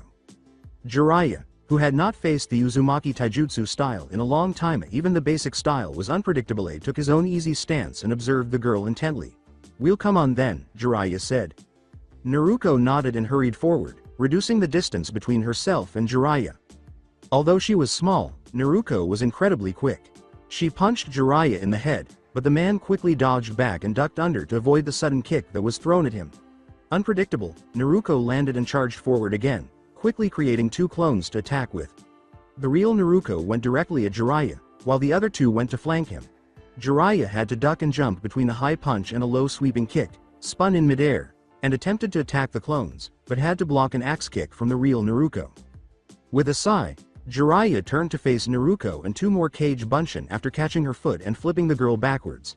Even if the child was just starting, it was a pain in the ass to face three of the same taijutsu style at once. Jiraiya, who had lost sight of the real Naruto during the spar and was being forced to take it more seriously, remarked, You've got some pretty good moves, Gaki, as he avoided two more blows. Thank you. Since we began the water walking, my clones have been training, Naruto stated, and during that time, I've discovered that the secret to any battle is surprise. Naruto yelled from above. Jiraiya looked up and saw 4 Narukos all bearing down on him. Uzumaki Renden. They all cried out at once, and as the smoke cleared, Jiraiya was gone. Their feet and fists all fell, and tiny pieces of earth burst upward in the conflagration. I'm a Sanin, but that was a smart Gaki. Jiraiya yelled, a trick like that won't work on me, and promptly destroyed every clone nearby. He then swung his fist at Naruko, but it stopped centimeters from his cheek. As she opened her eyes slowly, she saw Jiraiya's fist very close to her face, and Naruko gulped at the sudden closeness of the fist that would have undoubtedly knocked her out for a few days at least. Naruko had her jaw clenched and her eyes closed, anticipating a hard blow to the face. You're very unpredictable and have some nice moves. Jiraiya pulled his fist back to let Naruko relax, saying, you've done a good job with your training so far. That could be key in an actual fight. The actual training now starts. You will train your body to fit your fighting style by staring every day. You will rise early and train until I give the all. Clear. It becomes difficult at this point. I won't make things simple for you. I'm not going to back down, Naruko said with a resolute nod. Not after all this progress, Naruko said. Good, Jiraiya said, nodding. Now attack me once more. Don't be shy, he screamed and positioned himself defensively before Naruko lunged ahead. Hell and the next phase of training start, skipping 2 years in time. Jiraiya said, you've got to be quicker than that, Naruko, as he dodged a spin kick that was directed at his head.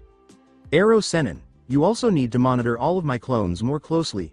Jiraiya jumped over one of the clones and pushed it directly into another, which both dispelled in puffs of smoke, obstructing the other two's view as Jiraiya swiftly eliminated them. Naruko taunted as 4 clones charged from 4 different directions. I am aware of the locations of all your clones, brat, and I told you not to call me that anymore. It conveys the false impression that I am not worthy of respect, Jiraiya retorted. As she tossed a handful of shuriken at her sensei, Naruko casually responded, well, it's to be expected when you openly peek on the woman's bathes. Futen. Daitopa. The sage speculated that it was likely her Uzumaki ancestry, as they were known to have strong water affinities, and the wind most likely came from her father. Jiraiya was surprised to learn that Naruko had 3 affinities in total. A strong wind and water one and a weaker lightning one. She called out. Naruko had been taught a basic wind jutsu after determining her chakra affinity. She's getting better at that. Her timing is a little off, but it's improving greatly. Even her use of clones is getting better, Jiraiya thought to himself as he knocked away a kick from a clone. It goes without saying that Jiraiya knew a decent wind jutsu that Naruko could learn early on for her training, and it proved to be pretty useful. Taste this. Jiraiya jumped out of the way just in time to see the heel smash into the ground and split it apart in a 2-meter radius. Naruko roared as she delivered a forceful axe kick towards Jiraiya's head. Since she attempted to incorporate chakra into her blows at the point of impact, she had grown much stronger. You know, one of my former teammates uses chakra in the same way that you do. It's in a far more explosive force, though. Be cautious and slow down a bit when you're doing that, Jiraiya cautioned. Your body cannot keep up with your rapid pace. That's correct. I cannot defeat you if I don't move this quickly. She moved around behind Jiraiya and leapt up to spin kick him in the head, but Jiraiya ducked and kicked Naruko in the head with a high kick. The kicks collided and pushed back, with Naruko being farther away than Jiraiya. Naruko immediately charged forward again. Right away, Jiraiya blocked a hard right and spun around Naruko, causing her to spin too fast. Both Jiraiya and Naruko heard a loud pop followed by a snap. Naruko instantly grabbed her right knee and ankle as a searing pain erupted through her leg and ankle, sending her sprawling to the ground. Arg! What on earth was that? Naruko screamed in pain, it hurts so bad. Calm down, Jiraiya said, crouching next to her and placing his hand on his pupil's shoulder. He said, it sounds like you might have popped your knee out of place and snapped a tendon. Even with your healing factor taken into account, it's probably going to hurt for a little while. Jiraiya assisted Naruko in getting to his feet and asked, can you put any weight on it? With her jaw clenched and her hands curled into tight balls, Naruko shook her head and shook her head, almost toppling over from the sudden shock. I can't, she said.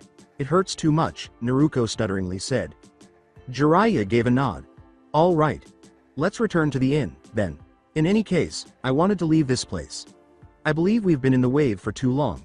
As he assisted Naruko in limping along, Jiraiya laughed and said, we might as well have rented an apartment here. We practically own that room now, Naruko said, laughing despite the discomfort. That's true, Jiraiya said with a small laugh. Additionally, the owner of the ramen shop always appreciates your business, he said. Naruko chuckled, saying, I adore ramen. Ero Senin, what did you anticipate?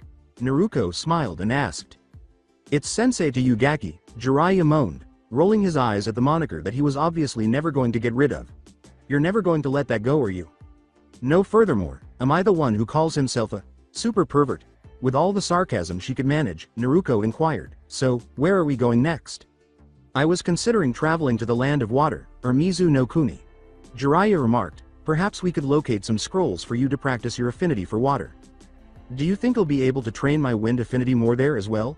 Asked Naruto, nodding. She inquired. Jiraiya simply shrugged and said, perhaps. However, I would prefer to hold off until we pass through Taki no Kuni, also known as the land of waterfalls.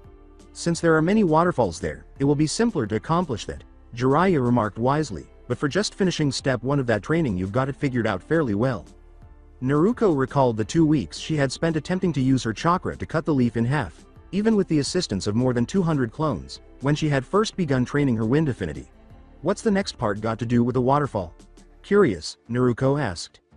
With just your chakra, you should be able to split a waterfall. The most challenging aspect of any elemental chakra training is said to be splitting a waterfall. Despite being the least hazardous, Jiraiya clarified. Which is the most hazardous? Naruto inquired. Affinity training illumination. A connection to real lightning bolts, perhaps. To be honest, I would prefer not to attempt to solve it on my own. But you want to give it a try, don't you? The man inquired. Naruto gave a firm nod. It may be my weakest affinity, but I'm sure it would be very useful to have all 3 affinities at max power, said Naruto. I want to be able to use them all efficiently. And I'm sure you'll figure it out, Jiraiya said, grinning at his student's perseverance. As they entered the inn, he said, but for the time being, let's get that leg checked out. Get hurt training Naruto? The receptionist asked, looking up from his desk, he inquired. Naruto rubbed the back of her head and said, a little, in response. My ass, a little. Your knee popped out of place. You didn't listen to me when I told you to slow down, Jiraiya said, shaking his head. Naruto complained, whatever, and stuck her tongue out at her sensei. The receptionist chuckled. Naruto had become more popular with the man over the past 2 years, and she was a constant source of joy for everyone who encountered the blonde. Oh, by the way. After Naruto's leg heals, we'll be checking out, Jiraiya stated. That made the receptionist sad. I'm sorry to hear that, she said. Having you two stay here has been a real pleasure, the man remarked. Likewise, Jiraiya replied. Come on, let's go out some ice on that knee Gaki. You got it, said Naruto, and with Jiraiya's assistance, he leapt up the stairs and they hurried to the room they had occupied for the past 2 years, where Jiraiya assisted Naruto in getting to his bed and setting the girl down. Don't try to stand on it to get something, the man said. Just wait here for a minute and I'll get some ice for you. Before I go, you had better tell me. Please give me your book. Naruto inquired. How many times are you going to read that book? Jiraiya asked, nodding. He inquired. Shrugging, Naruto said, as often as I can. It's an excellent book, he declared. Well, I'm happy that it appeals to someone. With a hint of sadness, the man said, it barely sold when I published it. He picked up the book and gave it to Naruto. I'm not sure why. The girl took the book and started reading where she had left off, saying, it's a really good book. Well anyway, we're gonna relax for a couple of days before we head out, so if I were you I'd get some rest. Yeah, I will. Alright. When we travel to Mizu no Kuni, you can't collapse from fatigue. I'm not gonna fall over from exhaustion, Naruto assured the man as she simply waved him away. Before you went to get ice, Jiraiya raised an eyebrow. When he came back, Naruto was sleeping on the bed with her book on her chest. Jiraiya smirked at the girl and applied the ice to her knee and ankle, which were affected. Later, he would call one of his toads to get some healing oil, but for now, he would let Naruto sleep. This was her mindscape, which she hadn't been in since the day before she left with Jiraiya. Naruto woke up in a clearing with a forest on all sides. She took a moment to look around before remembering where she was. Hi, Kyuubi. You're where? Naruto shouted. When she didn't hear back, Naruto shrugged and started to walk into the forest, seemingly forgetting that she couldn't walk in the real world right now. It felt like she didn't feel any pain at all, and after walking for what seemed like 30 minutes, she came to another clearing where she saw the giant fox sleeping. Hi, Kyuubi, Naruto shouted. So you're back in here, the fox said, opening one eye and giving the girl a fierce look. More than 2 years have passed. Why now, brat? The fox snarled. Naruto shrugged, rubbed the back of his head sheepishly, and said, I kinda don't know how to get in here, laughing nervously. It's not that difficult to do, brat, the fox said, rolling its visible eye. The fox snarled, just close your eyes and concentrate on this location. So it's similar to meditation? Naruto inquired. Something like that, declared the fox. Now, what are you looking for? I'm not sure. I really didn't intend to be here. Is the forest appealing to you? Naruto asked abruptly. It's better than the sewer I was in, the fox growled, but it only huffed. Well done. The fox was greatly perplexed when Naruto grinned up at it. Human, why don't you fear me? The fox snarled. Naruto shrugged, I don't know, adding, you don't seem that bad. Simply misinterpreted, isn't it? And why would you care? The fox said, squinting at the girl. The intimidation factor was increased when Kyuubi snarled and raised its head to look at Naruto with both eyes. Cause we were both misunderstood, Naruto said softly as she cast her gaze downward. I don't care about it. I am a hateful creature, the fox snarled. With a shrug, Naruto said, of course, thing fuzzball. There must have been something you were passionate about during your lifetime, Naruto remarked. The fox narrowed his eyes. There was one such a person, but he's long gone now, so it doesn't matter. Naruto sat cross-legged and asked, what was the person like? He was a wise man. The only person I ever had any respect for, and ever will, the fox said. Then he turned and flopped on his paws, saying, now leave your bothering me. Naruto got up and walked away. Naruto questioned, why would they want you to hate others then? When the fox refused to respond, she disappeared from the seal. The fox closed its eyes and went to sleep after glaring at the sky for a while. The following morning, Naruto awoke to the sun shining on her face and the sound of croaking. With a start, Naruto opened her eyes and looked at Jiraiya. At the moment, the man was conversing with a rather large toad, which appeared to be responding. Naruto rolled out of bed and put her feet down, only to feel a slight tingling feeling in her right leg. Naruto approached Jiraiya, who was seated there. He said, morning Naruto. How's the leg? The answer was, it tingles a bit, Naruto. What's up with the toad Ero Sennin? It's one of my messenger toads. They're also great for transporting things to me, said the individual. What kind of things? Naruto asked with a small yawn. Jiraiya pointed to Naruto's foot, which was still a little hurt. Healing oil from Myobokuzan. I had some brought here to help with the leg, she said. Come over here and I'll put this stuff on your leg. With a nod, Naruto approached Jiraiya and took a seat next to him. Jiraiya wrapped her leg up after hurriedly applying the oil. When he was done, Jiraiya sealed the oil and replaced it in the sealed scroll before putting the scroll back on the toad's back. Thanks. Tell Mam and Pa I said hello, Jiraiya said before the road reverse summoned itself. When Naruto asked, who's Mam and Pa? Are they your parents? Jiraiya chuckled. No, they're not my parents, but they are a couple whom I hold in the highest respect, he replied. Naruto remarked, wow. Are they strong? Jiraiya chuckled and remarked, oh yeah. Pa taught me the sage arts and his wife can make some good grub. Now your leg should be healed up enough for us to move on. Let's go to Kiri. With a nod, Naruto got to his feet. Curious, Naruto inquired, will I learn to be a sage like you? If you think you're up to it. Even I haven't fully mastered it yet. And I started when I was 13, replied Jiraiya. Naruto's eyes grew very wide. She exclaimed, is it that hard to master? Very loudly. Jiraiya poked his pinky into his ear to get rid of Naruto's rant. They left the inn and made their way to the docks. Yes. Yes it is. A perfect sage mode gives the user great power. Mine still gives me a significant power boost, but it leaves some side effects. Such as a larger nose, webbed hands and feet, and very sharp teeth. So I don't use it that often, the man said. In order to get to Kiri, Naruto and Jiraiya promptly located a ship and paid the man half in advance. With favorable weather, the journey would take roughly 4 days, and Naruto intended to make the most of those 4 days by training. That was the plan, at least, until seasickness, a monkey wrench, was introduced. No, Naruto did not become ill. Jiraiya was the one. Yes, seasickness brought down the great toad sage, one of the 3 legendary Sannin, the man who makes every woman's loins tremble when she sees him. As Naruto watched her sensei throw up over the ship's railing, her perspiration fell. This was just a couple of hours into the journey. Naruto created a clone to assist her in carrying her sensei and said, come on Ero Sennin, let's get you to your bed. You're clearly in no condition to be up here awake. He was interrupted as he was about to throw again before calming it down. I thought I told you to, he said. His voice was hardly audible above a whisper as he said, to not call me that, Gaki. The two Narukos gave a headshake. She said, "Whatever Ero Senin," and assisted him in going to bed. After collapsing onto his bed, Jiraiya instantly rolled over and threw himself into a bucket that was positioned carefully.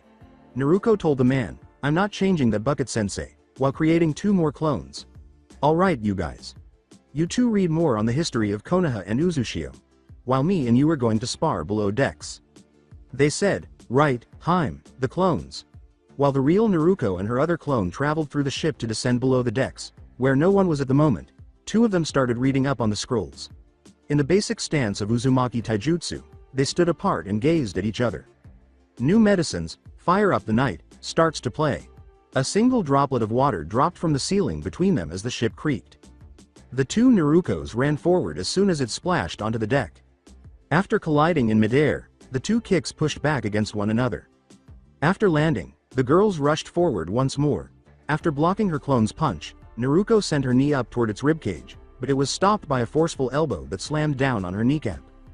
Despite the pain shooting down her leg, she managed to spin on her grounded foot and swing the other heel in the direction of her clone's head thanks to the momentum. Before rushing forward, her clone ducked and kicked Naruko away. Naruko ducked under a kick after swiftly regaining her equilibrium and blocking a swift uppercut. In an attempt to trip her, Naruko instantly swept her clone's leg out from under her. The clone quickly used her hands to catch herself and performed a back handspring to get her bearings. After staring at one another, the 2 launched another attack. This time, Naruko took control of the battle by flipping in midair, pushing her back, and slamming her heel into her clone's chest. As soon as she touched down, Naruko leapt forward and kicked her clone's head with a spin kick. After swiftly blocking the foot, the clone had to leap back from a downward fist that was headed for her skull.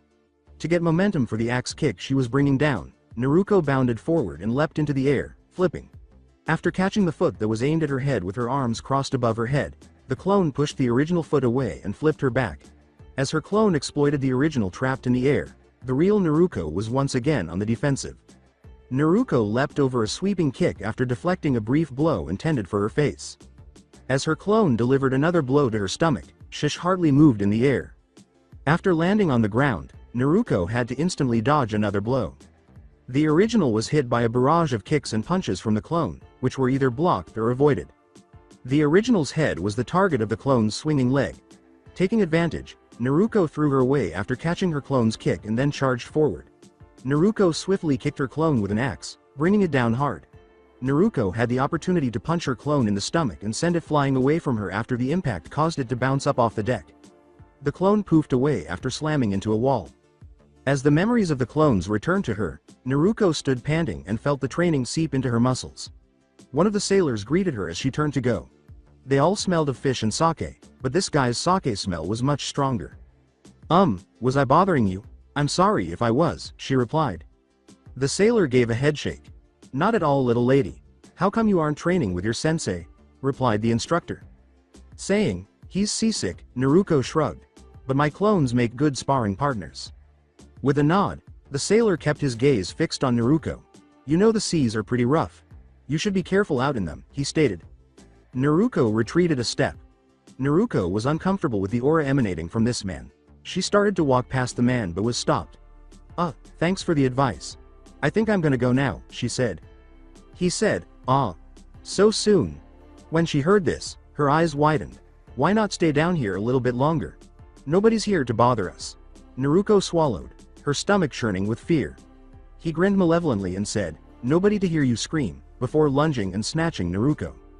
Naruko started flailing in the man's arms right away. "It was Jiraiya," she cried. The sailor merely chuckled. He said sadistically, "I already told you nobody can hear us down here. And now we can have our fun." He went to one of the walls with a few grain sacks against it and threw her on top of them. He tried to take off her pants right away, but he got kicked in the nose in the process. In an attempt to flee, Naruko seized the opportunity and bounded up and toward the door. "Jiraiya-sensei! Help!" cried Naruko once more. Before she could reach the door, the sailor caught her by the hair and threw her back to the floor. Before dispelling it to transmit its memories to her other 2 clones, she hastily stood up and created a cage bunshin. "Please hurry," I thought to myself. Then Naruko drew the kunai she was carrying after remembering it. In the light from one of the lanterns, the tri-tipped kunai glinted dangerously. He pretended to be afraid, saying, "Ooh, I'm so scared of a little girl holding a butter knife." He pulled out his own gun. The saber was roughly 3 times as long as Naruko's kunai. "You should stop before you get hurt, little girl. And let you rape me like the scum you are? Fuck you," she shouted. After saying, my, little girls shouldn't use such foul language, he hurried Naruko and used his shoulder to knock her to the ground. When she struck a support beam, the kunai was knocked away, leaving her stunned. Then the man started taking her clothes off. He gave her a malevolent smile and was ready to rape her when a tremendous force threw him back. He awoke and said, "What the fuck was that?" The newcomer whispered, "You son of a bitch," in a very dangerous way. The words, "You are a pathetic piece of scum for trying something like that. Especially when it's towards my goddaughter. I will make sure you suffer terribly before I kill you," were directed at the man with the intent to kill. With hazy vision, Naruto glanced up and saw Jiraiya. She made an attempt to move but gradually lost consciousness again. With his sword in a horrible kenjutsu stance, the sailor rose to his feet. When they sensed the tremendous killing pressure being released, the captain and a few other sailors descended the stairs. As the captain opened his mouth to speak, he noticed Naruko half naked and the sailor protecting himself from a furiously irate Jiraiya. Jiraiya vanished, only to resurface with his fist cocked back right in front of the man. Jiraiya sent the man sprawling to the ground after slamming it hard into his face. Jiraiya grabbed the sailor's throat and slammed him into a support beam after the force caused him to bounce back up enough. The sudden pressure caused the beam to creak. Before kicking the man upward into the ceiling, Jiraiya allowed him to slide to the ground. Jiraiya formed a Rasengan in his hand and slammed it into the seaman's stomach as he started to descend back to the ground. A Jiraiya Kage Bunshin was waiting at the far wall, where the sailor was propelled by the blast. The man was slammed into the ground by the clone after it grabbed him by the throat. Glaring down at the downed sailor, the real Jiraiya approached him. After spitting out, "You have no right to call yourself a man," he swiftly drew a kunai and threw it into the man's genitalia, making them useless for the remainder of his soon-to-be brief life. Jiraiya pulled 2 more kunai from his kimono top and threw them both into key locations on the man's body before the sailor had a chance to scream. He tried to scream as his eyes widened, but all that came out was a gurgling noise. He raised his head just enough before it fell back to the floor, dead. Jiraiya hurried to Naruko and dressed her before gently picking her up and snatching up the kunai. Jiraiya approached the stairs and turned to face the captain. Jiraiya issued a dire warning, saying, "I'm not sorry for his death. Nobody is to touch her at all." The captain gave a headshake. "Don't worry, he was merely a body to be used for labor. It's my fault for not keeping a better watch on my crew. I can assure you there won't be anything else like this happening again while you head to Mizu no Kuni," said the captain. Jiraiya just gave a nod and went upstairs. With that, the captain turned to face the crew. "Get him out of here and toss him over the side of the ship. Let the sea life eat his carcass," he said. The crew yelled, "Aye, Captain," and quickly moved the body to the top deck, where he was thrown overboard.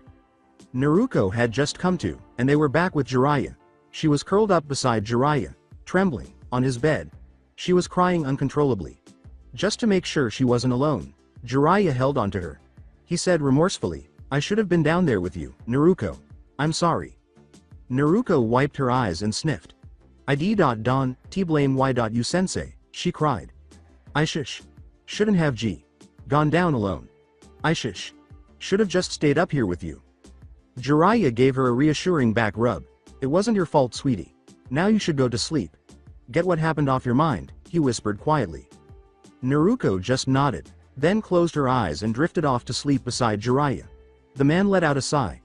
That would likely leave her permanently scarred, but Jiraiya would make sure to be by her side no matter what. He would never allow the girl to be harmed. Not with his life still in it. Jiraiya quickly dozed off after leaning back against the wall close to the head of his bed. For our 2 of us, the remainder of the journey to Mizu no Kuni was rather quiet. It wasn't until the ship reached Mizu no Kuni that Naruko left the room they were in. Since the incident below decks, she had remained silent, and Jiraiya was beginning to worry. Jiraiya led Naruko to a ramen stand as soon as they stepped off the ship. He located one right away and placed an order for them. Before she began to eat her food slowly, Naruko thanked him in silence. Jiraiya was now quite concerned.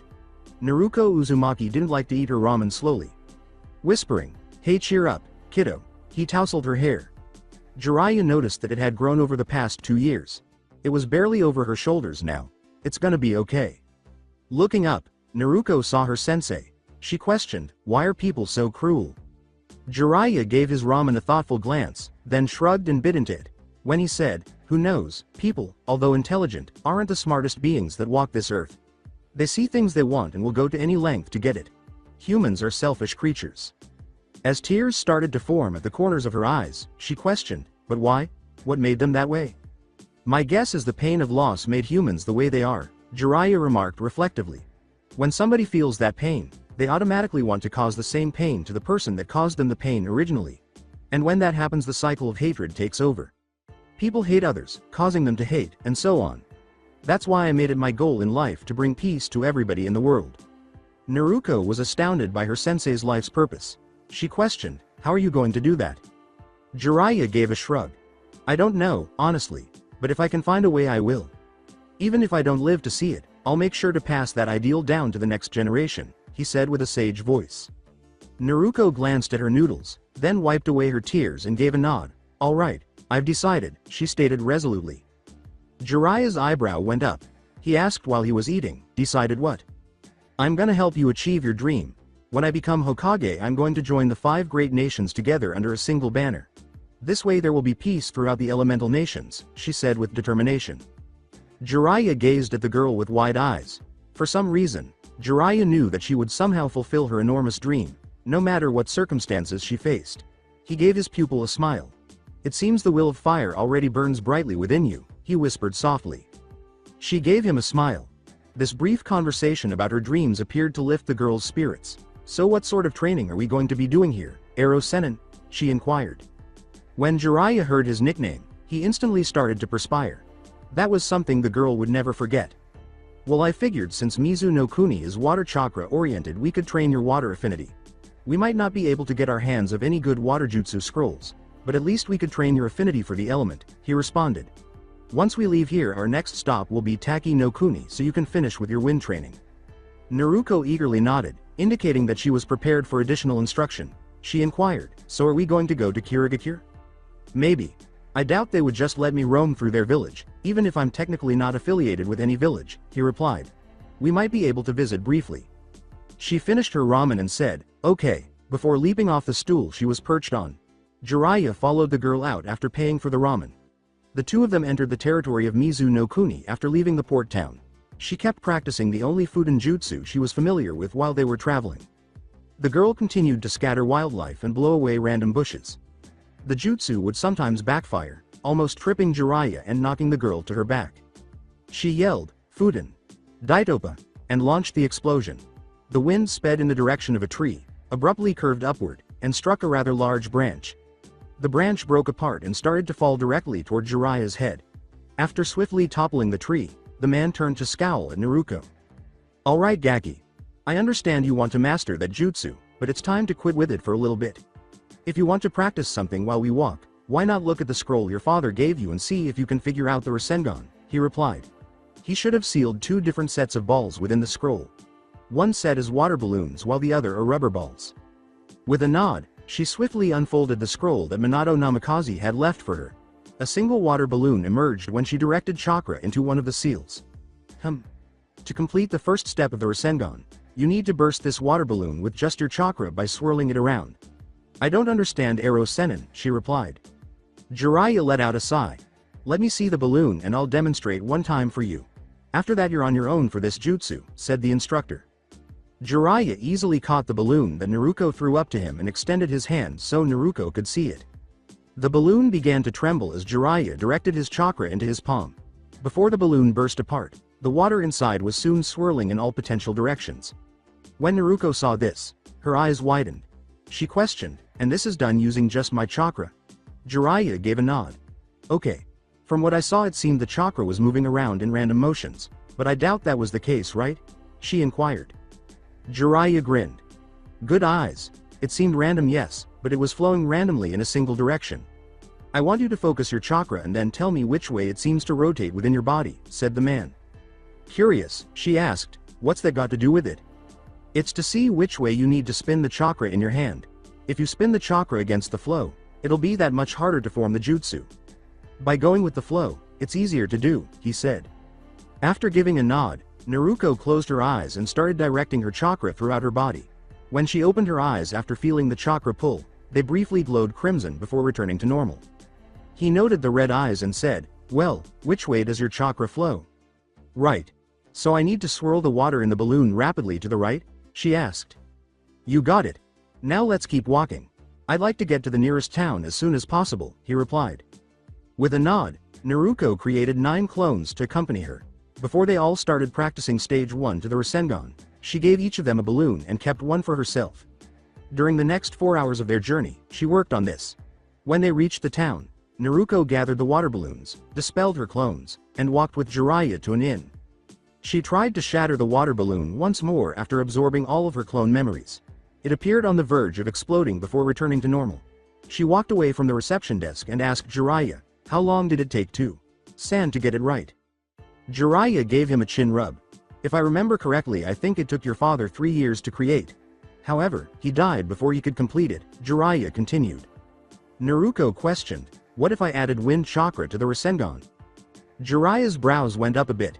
If you could do that and master it, you would have accomplished what your father tried to do before his death, he said. What made you think of that? Naruko gave a shrug. Well, you didn't say that the Rasengan was an elemental jutsu, so I figured an element could be added to it to make it stronger, she replied. Jiraiya laughed. Smart thinking. But you should worry about that after you master the Rasengan first. Once you've got the first 2 steps down, it should be easy for you to create a Rasengan in your hand. Especially being a girl, you naturally have better chakra control than males, the man said when they got to their room. Naruko smiled and said, really? So kunoichi are super awesome, instead? Jiraiya laughed. To which he replied, yes they are. Naruko's smile continued to widen. Hell yeah, she exclaimed, taking a seat on her bed. She hastily took out her fox plush toy, which she had named Asuka, and a change of clothes. Since the day she won it, she has always shared a bed with the fox. Jiraiya gave the girl a laugh. The man dropped his bag on the ground and said, okay, Gaki. It's time for some lunch. Let's go and find something good to eat. Dango? Inquired Naruko. A few months ago, she had developed a fondness for it. It wasn't as good as ramen, but it was still good. There was nothing better than ramen. Jiraiya gave a shrug. He said, sure, and he and Naruko went outside. She glanced around, taking in the town's sights. Kunimizu was a little bland. And really humid. Everyone in Mizu no Kuni found the summer to be a total bore. Whatever you did, you were unable to avoid perspiring. Ero Senin, said Naruko, this weather sucks. Jiraiya dabbed at his forehead. He wiped more perspiration from his face and remarked, that it does. I forgot what summers were like here. If I had remembered that I would have gone to Taki no Kuni first. Naruko gave a low growl. So you're saying we have to suffer in this humidity because your memory sucks? She murmured. Jiraiya joked, what? Are you worried about your hair poofing out? Naruko's eyes narrowed. A real kunoichi wouldn't care what happens to their hair. Primping and preening it would only take away from training, she said. Jiraiya gave a nod. After graduating from the academy, she would create a fine kunoichi. He questioned, so then what's the problem? She shouted, I hate the humidity, and received some looks from onlookers and shoppers. Jiraiya chuckled. Then he smiled and said, oh, deal with it, Gaki. With a growl, Naruko opened a water balloon and hurled it as hard as she could at Jiraiya's head.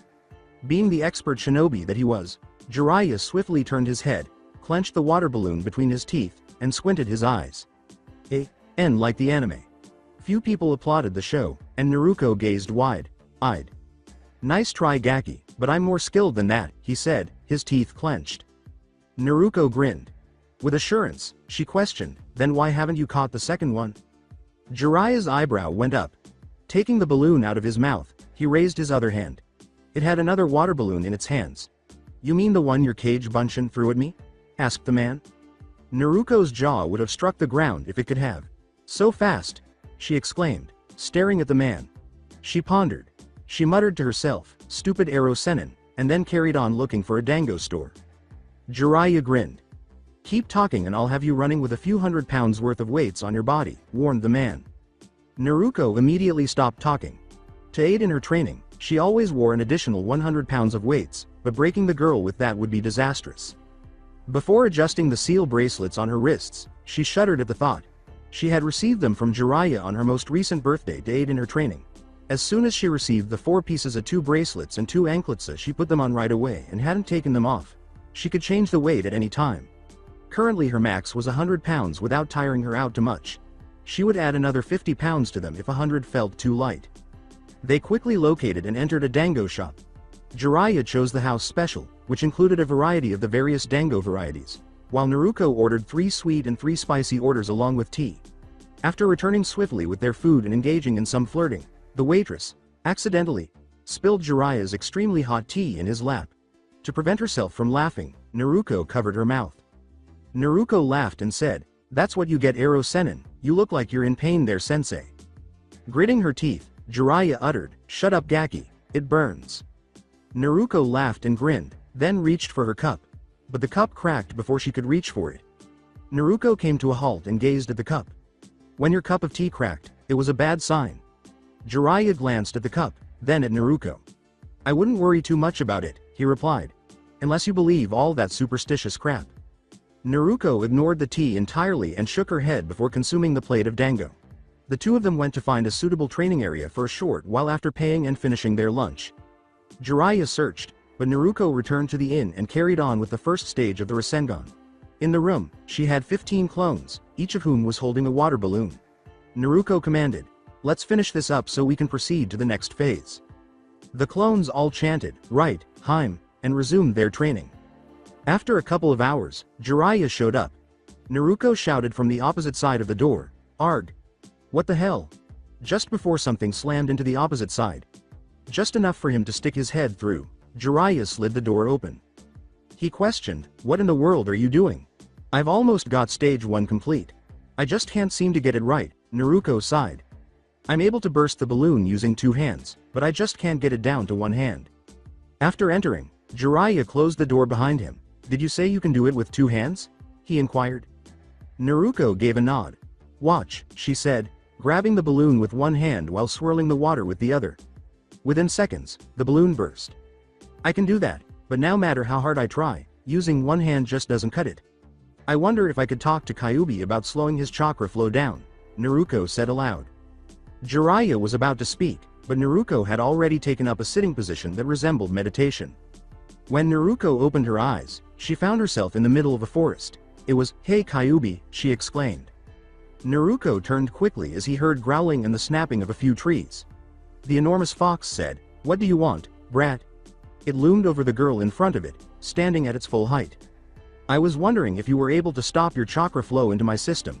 I'm trying to learn the Rasengan and I think the amount of chakra I've got, plus add yours into the mix, is making it harder for me to complete the first stage of the training," she said. "Don't stop it completely, but just make it small enough that it's not disrupting the flow of my chakra." The fox snarled, "What's in it for me? I like watching you struggle." Naruto cast a thoughtful glance down. "Can you see the outside world from in here?" she inquired. The Kyuubi brought its head down to the girl's level. It said, "No, I can't. Why does that matter?" "Well, I was thinking maybe if I was able to let you see that, then you'd help. I'm sure you'd like to see the real world again, right?" she asked. The fox remained quiet for a while. It questioned, "Why are you trying to help me?" Naruto gave a shrug. She asked her own question in response, "Why not? I'm sure at one time in your life you weren't filled with so much hate. I thought that if somebody showed you kindness it might break that shell of hatred." The fox's eyes narrowed. It declared, "You're a strange human, I guess I can help with that." Naruto gave the fox a kind smile. "Okay, now how'd I let you see what I see?" she said. "Tear the corners of the seal off. It will give me access to your senses, also giving you a power boost. When you do that I'll decrease my chakra flow until you get the hang of your jutsu," the fox said. Naruto looked at the seal and nodded. Before turning into lines of kanji that drifted in Naruto's direction, the collar around the Kyuubi's neck glowed. Together, the kanji transformed into a sizable seal tag. A surge of energy shot through her body as she tore off all 4 corners. And the energy vanished as quickly as it had appeared. The seal then resumed its role as a collar around the neck of the Kyuubi. "Ah, much better. That damn thing isn't as tight anymore," it responded. "You're welcome," a smiling Naruto said. The fox just gave a nod. "We can still be friends, you know." "What do I have to gain by being friends with you?" it inquired. "Well, I love to pull pranks, and foxes are mischievous. You could help me prank Konoha when we get back," she said while grinning. The fox gave a sigh. "I might take you up on that offer. Maybe. Now leave," it said with a lightly growling voice. Naruto waved and said, "I'll see you later, Kyuubi," before vanishing from the seal. Kyuubi fixed his gaze on the spot where the girl had been moments before. It said to no one in particular, "She reminds me a lot of you," before it lay down and closed its eyes. When Naruko opened her eyes, Jiraiya was staring at her anxiously. She said, Ero Sennin. Something wrong?" He asked gravely, "What did you do to the seal?" "I allowed the Kyuubi to see and hear what I see and hear, in exchange for it nearly stopping the chakra flowing into my system," she stated. "You said the bigger the chakra reserves, the harder the control, right?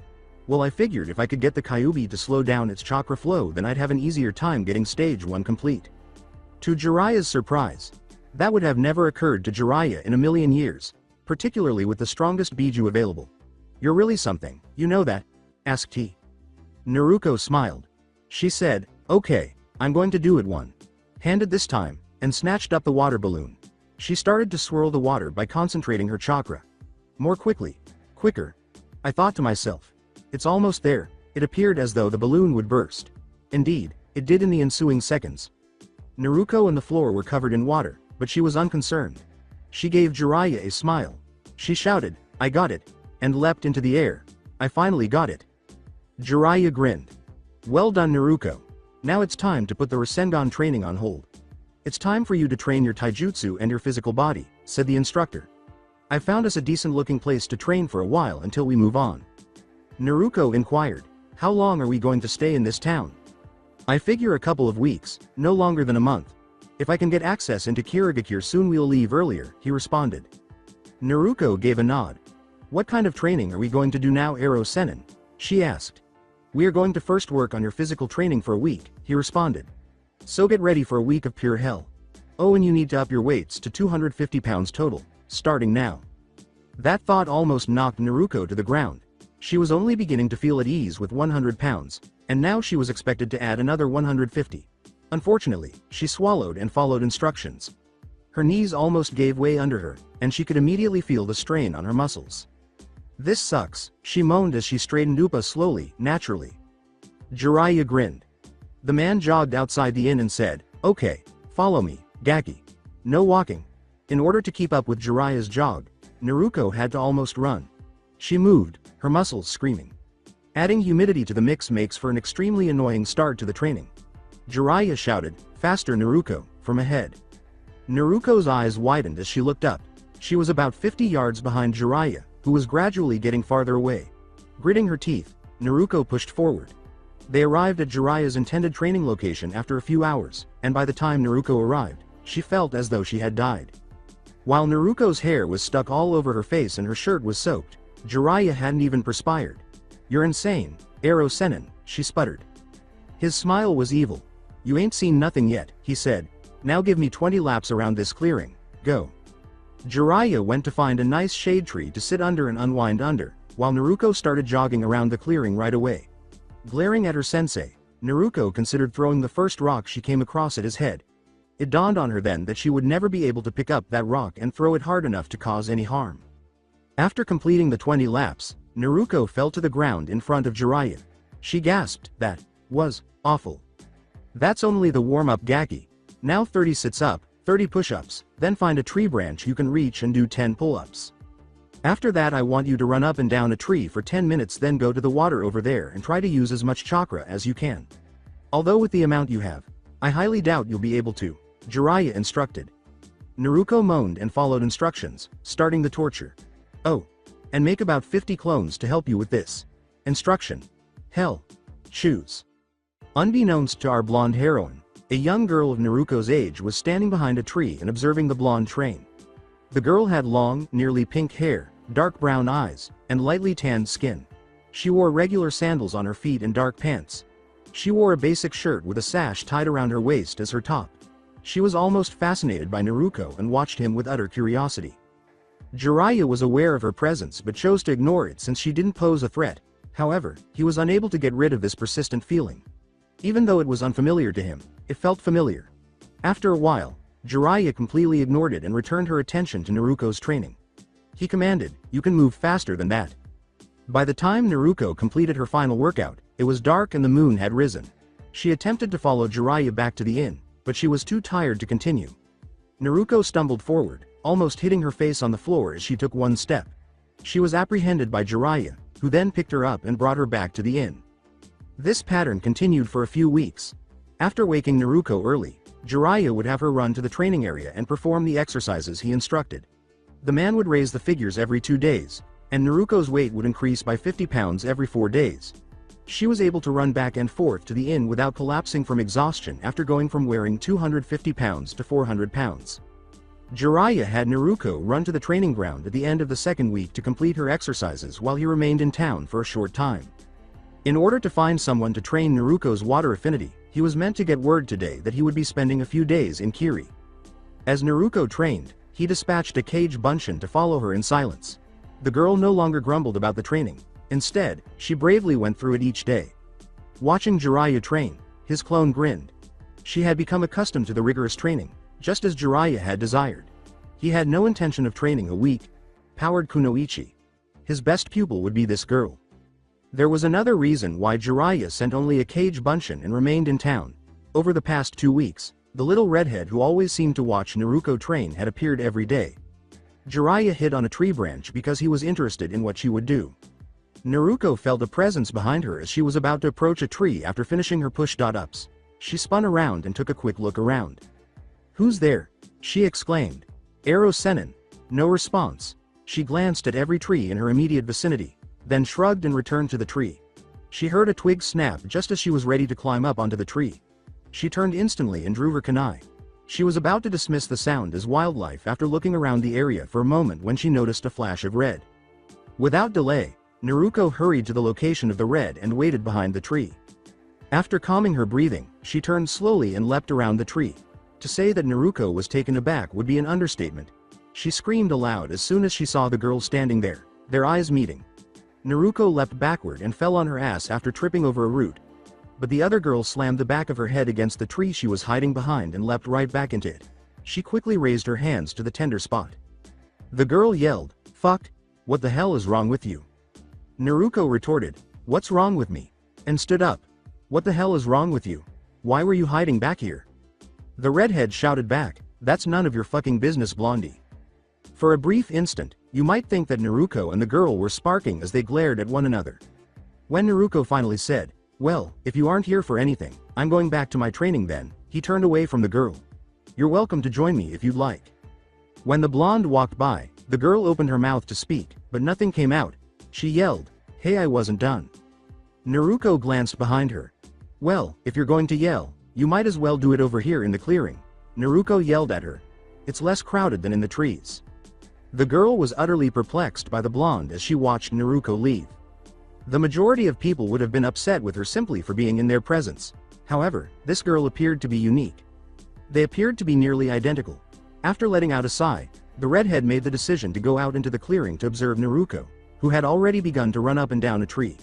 "I'm Naruko, by the way," the blonde said abruptly next to the redhead. The other girl leapt to her feet. Slowly, she realized that the girls are running on the trees were all Kage Bunshin. "How the hell did you get over here so fast? Weren't you just over there?" she asked. "Kage Bunshin," said Naruko. "They help with my training." Studying the blonde, the redhead turned to face her. In her presence, most people would be tense and prepared to attack or run, but this blonde was at ease. As if she didn't care about anything right now. Then she said, "Why aren't you running from me?" Naruko gave her a perplexed glance. She said, "What do you mean red?" The nickname made the girl glare. With a growl, she said, "It's Tayuya. Not red, and I mean, everybody I come into contact with seems to hate me for some reason or another. So why don't you?" Naruko grinned and said, "Tayuya, huh? I like it," to the girl. Naruko grinned piteously at the ground and said, "And I don't really know. You don't seem that bad to me. Or maybe it's cause we're the same." Tayuya appeared perplexed. She questioned almost angrily, "What the fuck do you mean by that? What would you know? I've been hated almost all my life. Ever since the day I was born, the people of my village hated me and wouldn't explain why. I didn't have anybody at all," she softly stated. "Until a group of villagers determined to kill the demon of Konoha killed me. Ero Sennin saved me." Wide-eyed, Tayuya realized that this random girl had lived a life that was nearly identical to her own. Alone, without anyone to love or care for her, only hate. "Wait, what do you mean, demon? How fucking demon are you?" Tayuya inquired. "Are you familiar with Kyuubi no Yoko?" Naruko inquired. Tayuya gave a nod. Just a bit. It attacked Konohagakure nearly 8 years ago, I was told. Why? She inquired. Well, it's sealed inside of me, making me its Jinchuriki, Naruto said almost casually. Normally, Naruto wouldn't share such sensitive information with anyone, but Tayuya seemed to be the only person who could really relate to her. All Tayuya could say was, fuck, that's fucking crazy. How can something like that not make you go crazy? Fuzzball may appear cruel, but I'm sure he's compassionate on the inside, shrugged Naruto. Especially to those he respects, she remarked. Tayuya kept a close eye on Naruto and asked, are you a shinobi or something? She inquired. In training, Naruto said, nodding. To become a great shinobi, I'm training with Ero Sennin for 7 years. I'll be among the top academy graduates when we return to Konoha. That's what Ero Sennin says, anyway, she clarified. How about you? You seem to have a lot of chakra, I can tell. No, said Tayuya, shaking her head, but one day, I hope to be, she uttered softly. Then why not train with me? Smiled Naruto. I have no doubt that Ero Sennin would agree to let you attend our training if we asked him. Do you not have a village? Curious, Naruto asked. No, said Tayuya, shaking her head. She said sourly, not like it fucking matters anyway. Naruto's smile only got bigger. Then it's ideal. You can train to be a shinobi with me back in Konoha since you don't have a village. With excitement, she cried out. With an almost hopeful expression, Tayuya raised her head and said, you're not attempting to pull a fucking prank, are you? With caution, she inquired. Naruto gave a forceful shake of her head, saying, no, it's a fantastic idea, in my opinion. In this manner, we each have someone to talk to who isn't an old pervert, Naruto smiled. Who is an old pervert?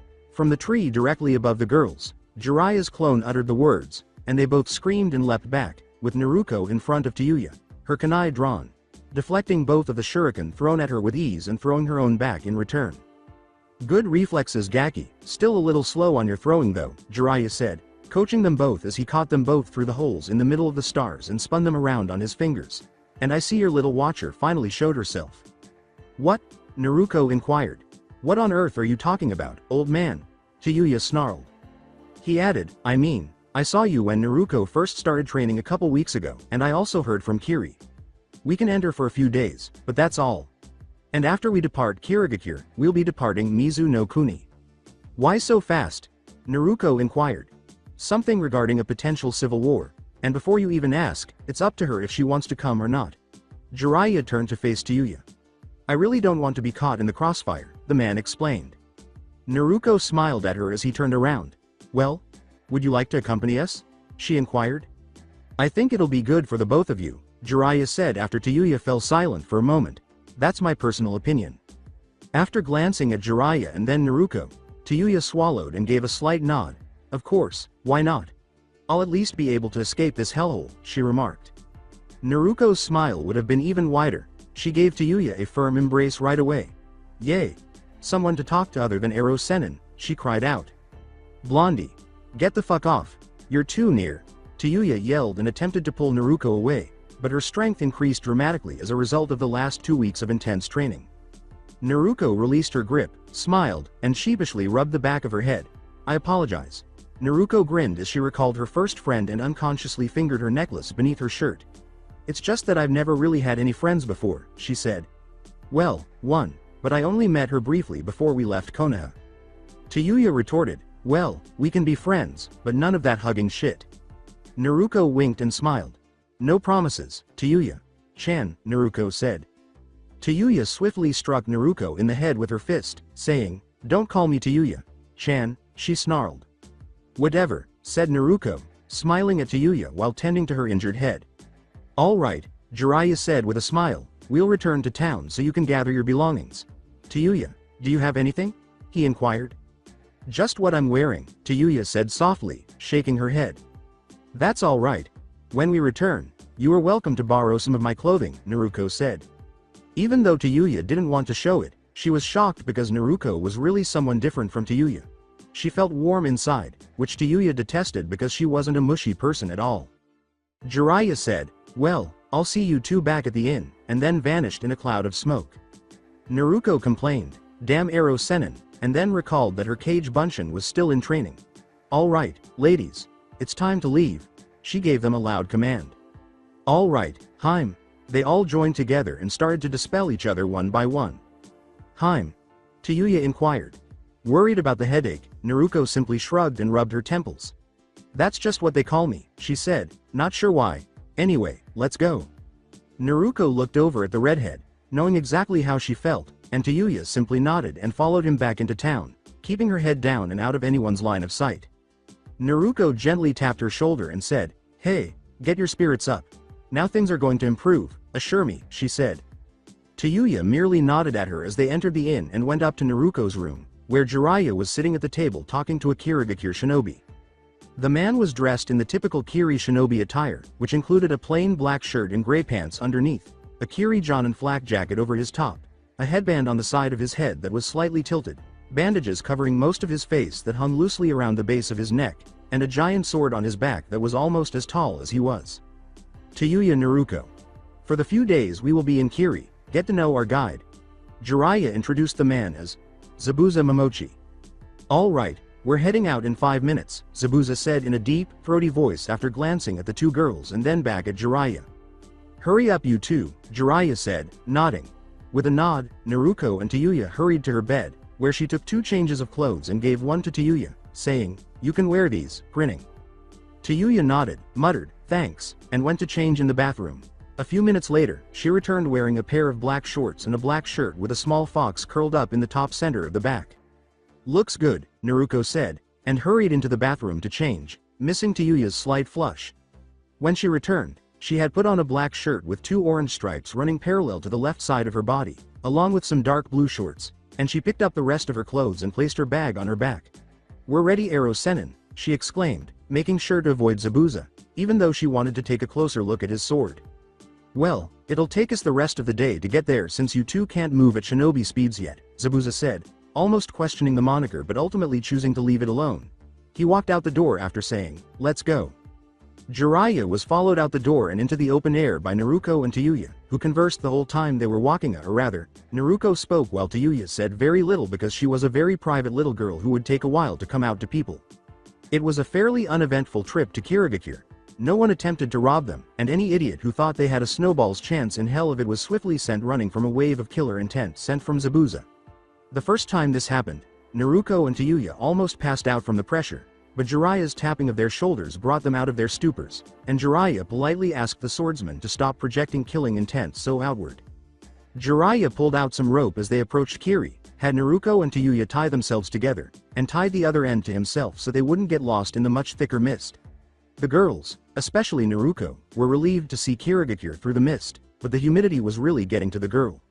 When the blonde looked up and saw the moon rising, she complained, "Finally, so where are we going to stay at? I'll lead you all to your sleeping quarters. There will be someone to show you around the village tomorrow morning. Unless you are called upon or there is an emergency, you are not permitted inside the Mizukage's building." Zabuza said, "Oh, and no funny business while you're staying here. You can have access to some of our scrolls, but don't expect to see our entire selection of shinobi scrolls. Not at all." Jiraiya turned to face Naruko after nodding. "No pranks, Gaki," he cautioned. "I would never do something like that while in a foreign village, Ero Sennin," said Naruko, with a mocking expression of hurt. "As long as you don't go near the hot springs," she shot back. When she said that, Jiraiya cleared his throat and almost fell over. "You want me to double your training, Gaki?" he inquired. Naruko swiftly shook her head after swallowing, saying, "Thanks, no. Your training is already extremely difficult," she uttered hastily. "What's the deal with the hot springs?" Tayuya asked Naruko. Curious, she asked. Naruko remarked almost casually, "Ero Sennin is a pervert and likes to peep on women in the hot springs." "Hey, I am not a pervert, Gaki," Jiraiya said sternly. He turned around and struck a ridiculous pose with his feet far apart and one arm in front of him with his palm out towards the girls while the other was up in the air. Almost like a mock Juken stance. "I'm a super pervert. With pride," he declared. Tayuya appeared to want to tear the man's balls off. Zabuza was astounded that the man would publicly acknowledge that, and Naruko's perspiration fell. "Are you seriously serious? What the fuck is wrong with you?" shouted Tayuya. "Do you want my opinion or my doctor's?" Jiraiya shrugged. He asked in a mocking tone. "Just stay the fuck away from me, creep," Tayuya said, giving the man a fierce look. "You're too young for me, Gaki," Jiraiya said, rolling his eyes. "Enough already. Later, you can go out and declare your perversity," Zabuza said. To get Zabuza's attention, Naruko yelled, Hey, and he turned to face her. Is it difficult to wield that sword? She inquired. For you maybe, but I've been using this sword since before you were probably even a thought in your parents' minds, Zabuza said, turning to face the girl who was ogling his weapon. Is there a name for it? Naruko inquired. How come a sword would have a name? Tayuya inquired. Many swords are named. They're usually named after the things the wielder did with the blade, Naruko said. Zabuza laughed. Astute youngster. It does have a name. This is the executioner's sword, Kubo Kirabocho, he informed her. Then you must be one of the 7 ninja swordsmen, Naruko said, his eyes widening. Naruko cried out, cautiously approaching Zabuza while remaining near Jiraiya. He gave a nod. Yes, I am. You know a lot about things, kid, the man remarked. I learned about it from Ero Sennin. The 7 swords aren't truly from Kirigakure, did you know that? With a little more self-assurance around him, she asked. If he had an eyebrow, Zabuza would have raised it. Oh really? Then, from where do the swords originate? He posed a challenge. Uzushiogakure. They were forged long ago by my clan. Then, during the Second Shinobi War, they were taken before Uzushio was destroyed. Although the materials used to make them originally were lost, there are still a couple that can be acquired in the scrolls of how they were forged and how to fix them, she explained. However, not enough to make any of the swords again. It would be an understatement to say that Zabuza was impressed. His eyes widened slightly, but he remained calm. Your clan? Are you an Uzumaki? He inquired. Sadly, Naruko said, the last that I know of, nodding up at the man. Although he didn't express it, Zabuza nearly felt sorry for the girl. You're right about the swords being stolen. But the scrolls themselves were never found again. I believe they were either sealed or destroyed deep within Uzushio, though I'm not positive. He said, deep enough that no one could ever reach them. I'd love to have a weapon like that one day, Naruko remarked after taking a moment to study the sword. Zabuza laughed, and Naruko gave him a small smile. Well, if you're around when I die, you can have your family's sword back to do with what you wish, he said. So, will you be our escort for the upcoming days? She inquired.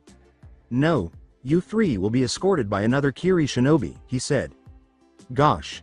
Even if she didn't trust the man, it wouldn't hurt to learn a little bit about Kenjutsu, so she said. I was hoping to ask you more about the art. What is the purpose of your inquiry regarding Kenjutsu? Zabuza inquired inquisitively. You are a Kirigakure ninja swordsman. According to legend, the 7 of you are the strongest swordsmen in all of the elemental nations. Asking the best for advice is how I see it, she said. Even though he was a little jealous, Jiraiya was proud of his goddaughter and smiled proudly at her. She was still his student, but it was a good thing that she wanted to learn different fighting styles that he couldn't teach. Under the bandages covering his face, Zabuza grinned and said, Tell you what. I'll give you one of the scrolls that taught me Kenjutsu. Good luck with that, he said, taking a scroll out of his jacket and passing it to Naruko. That way you still learn from the best. Wide-eyed, Naruko took the scroll slowly and unfolded it a little to see what was inside. Her focus was now on the scroll and she almost bumped into Jiraiya, who said, Read that later, Gaki, after giving her a gentle tap on the head. Zabuza handed Jiraiya a small scroll and said, Here's where you 3 will be staying, as they approached an inn. Oh, and before I forget, here is a pass that will allow you into our library and give you access to some basic scrolls. Thank you Zabuza.san, Jiraiya said, bowing courteously as he tucked it into his kimono top. Thanks for the scroll, Zabuza.san, Naruko bowed. Zabuza gave a small laugh. Remain alive, child. The girl flinched a little as he ruffled her hair and said, Perhaps we'll cross paths again in the future. He then left for the village. Jiraiya gave Naruko a worried glance and said, Are you okay, kiddo? He inquired. I'm fine, she said, nodding. I suppose not everyone is mean. However, I still don't trust him. That's a healthy feeling to have about any shinobi you don't know, Jiraiya said with a laugh, but the fact that you got him to give you that scroll still surprises me. How do you win people over to your way of thinking? I don't know, shrugged Naruko. I just do, she shrugged, adding, I'm glad I'm that way because otherwise I wouldn't have met Tayuya. Chan or gotten this. She raised the scroll. Grinning, she put her arm around Tayuya's shoulders. Blondie, take off your arm. I told you I don't like all that mushy bullshit, she growled, removing Naruko's arm. You're too fucking close. Jiraiya said, We've only got 2 beds, so the 3 of them went upstairs to their room after Naruko smiled at her. You 2 can take them while I take the couch. You can have my bed if you want one, Ero Sennin, Naruko said, shaking her head. She remarked, I don't mind sleeping on the couch. Jiraiya shook his head and grinned, saying, "You have the same compassion your mother would have for others." He dropped his bag by the couch and said, "But I'm okay with the couch, just keep the bed." "Well, get some rest. We'll head to the library tomorrow after getting Tayuya some more clothes." "Tayuya?" "To get the redhead's attention," Jiraiya said. "What?" she inquired. "You have a good amount of chakra in your system, I can tell. Would you like to train under my supervision with Naruto?" did he ask. Curious, Tayuya turned to face the man and asked, "What's in it for me?" With skepticism, she inquired. Jiraiya lay down on the couch and said, "It's up to you if you want to train with one of the legendary Sannin or not. You can learn to defend yourself, become a kunoichi, make more friends," he said. Naruto, the blonde, smiled and nodded as Tayuya glanced at him and said, "You ought to train with me, so you can be a really cool kunoichi like me," she cried. After a brief period of silence, Tayuya turned back to Jiraiya and declared, "I'm in, but without any nonsense." Jiraiya laughed and said, "Don't be alarmed. You're too young, as I mentioned before," he said, before dozing off on the couch. "Are you looking forward to tomorrow?" Naruto inquired. Tayuya shrugged and said, "I'm not sure. I've never given becoming a kunoichi much thought. But I suppose it's better than the alternative," she muttered as she took a seat on the bed. Naruto went to sit next to her and said, "What else is there?" the blonde inquired. "It's all fucking bullshit. I was never treated like a human being by anyone." Tayuya muttered, "I was always the cursed child, or demon bitch," and drew her legs up to her chest. "Nobody ever cared for me, not even my parents." An abrupt question was raised by Naruto. "Did you know them?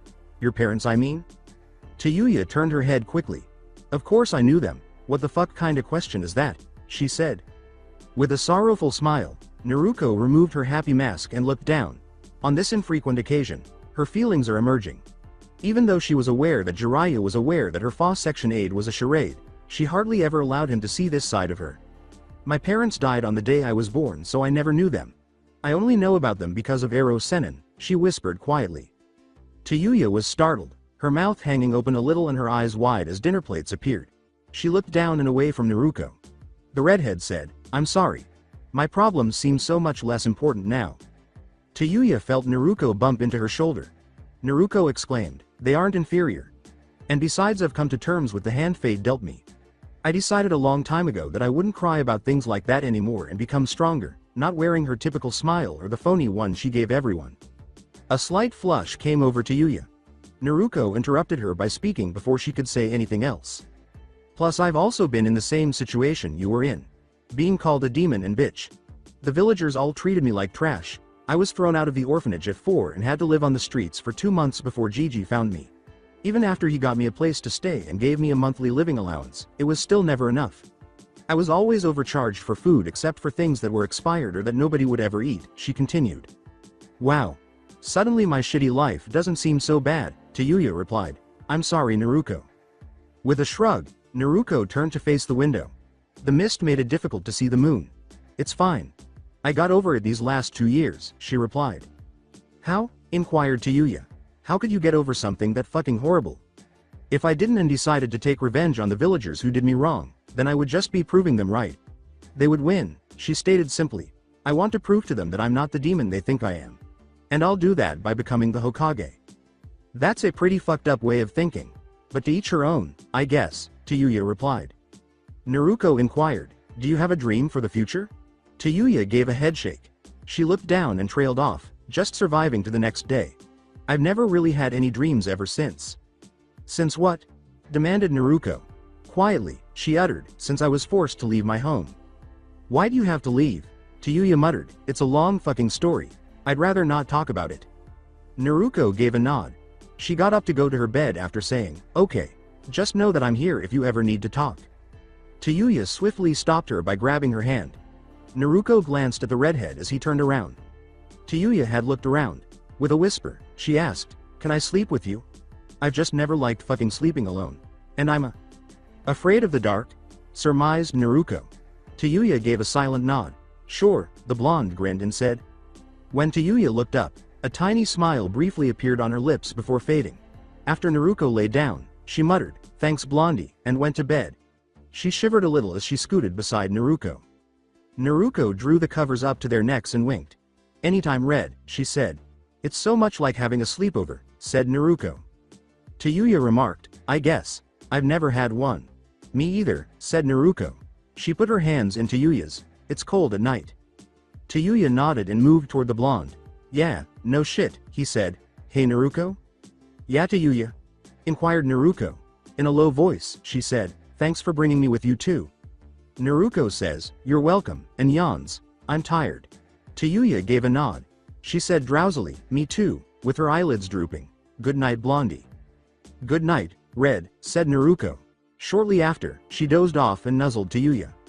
After deciding she was too exhausted to push her away, the redhead fell asleep herself. The two girls eventually found a comfortable position after curling up closer to one another. The two girls received a smile from Jiraiya, who had been awake the whole time. Although he was aware that Naruto was content to train with him, she would undoubtedly benefit from having another girl her own age. Before allowing sleep to finally take over, he laughed to himself. The next morning, Jiraiya was the first to wake up. He got some great cracks and stretched his back. With a yawn, he went to the restroom to complete his morning ritual. He saw the girls as he was leaving the restroom. Tayuya had her arms around the blonde, and Naruto had her head resting on her chest as they had moved in their sleep. He grinned.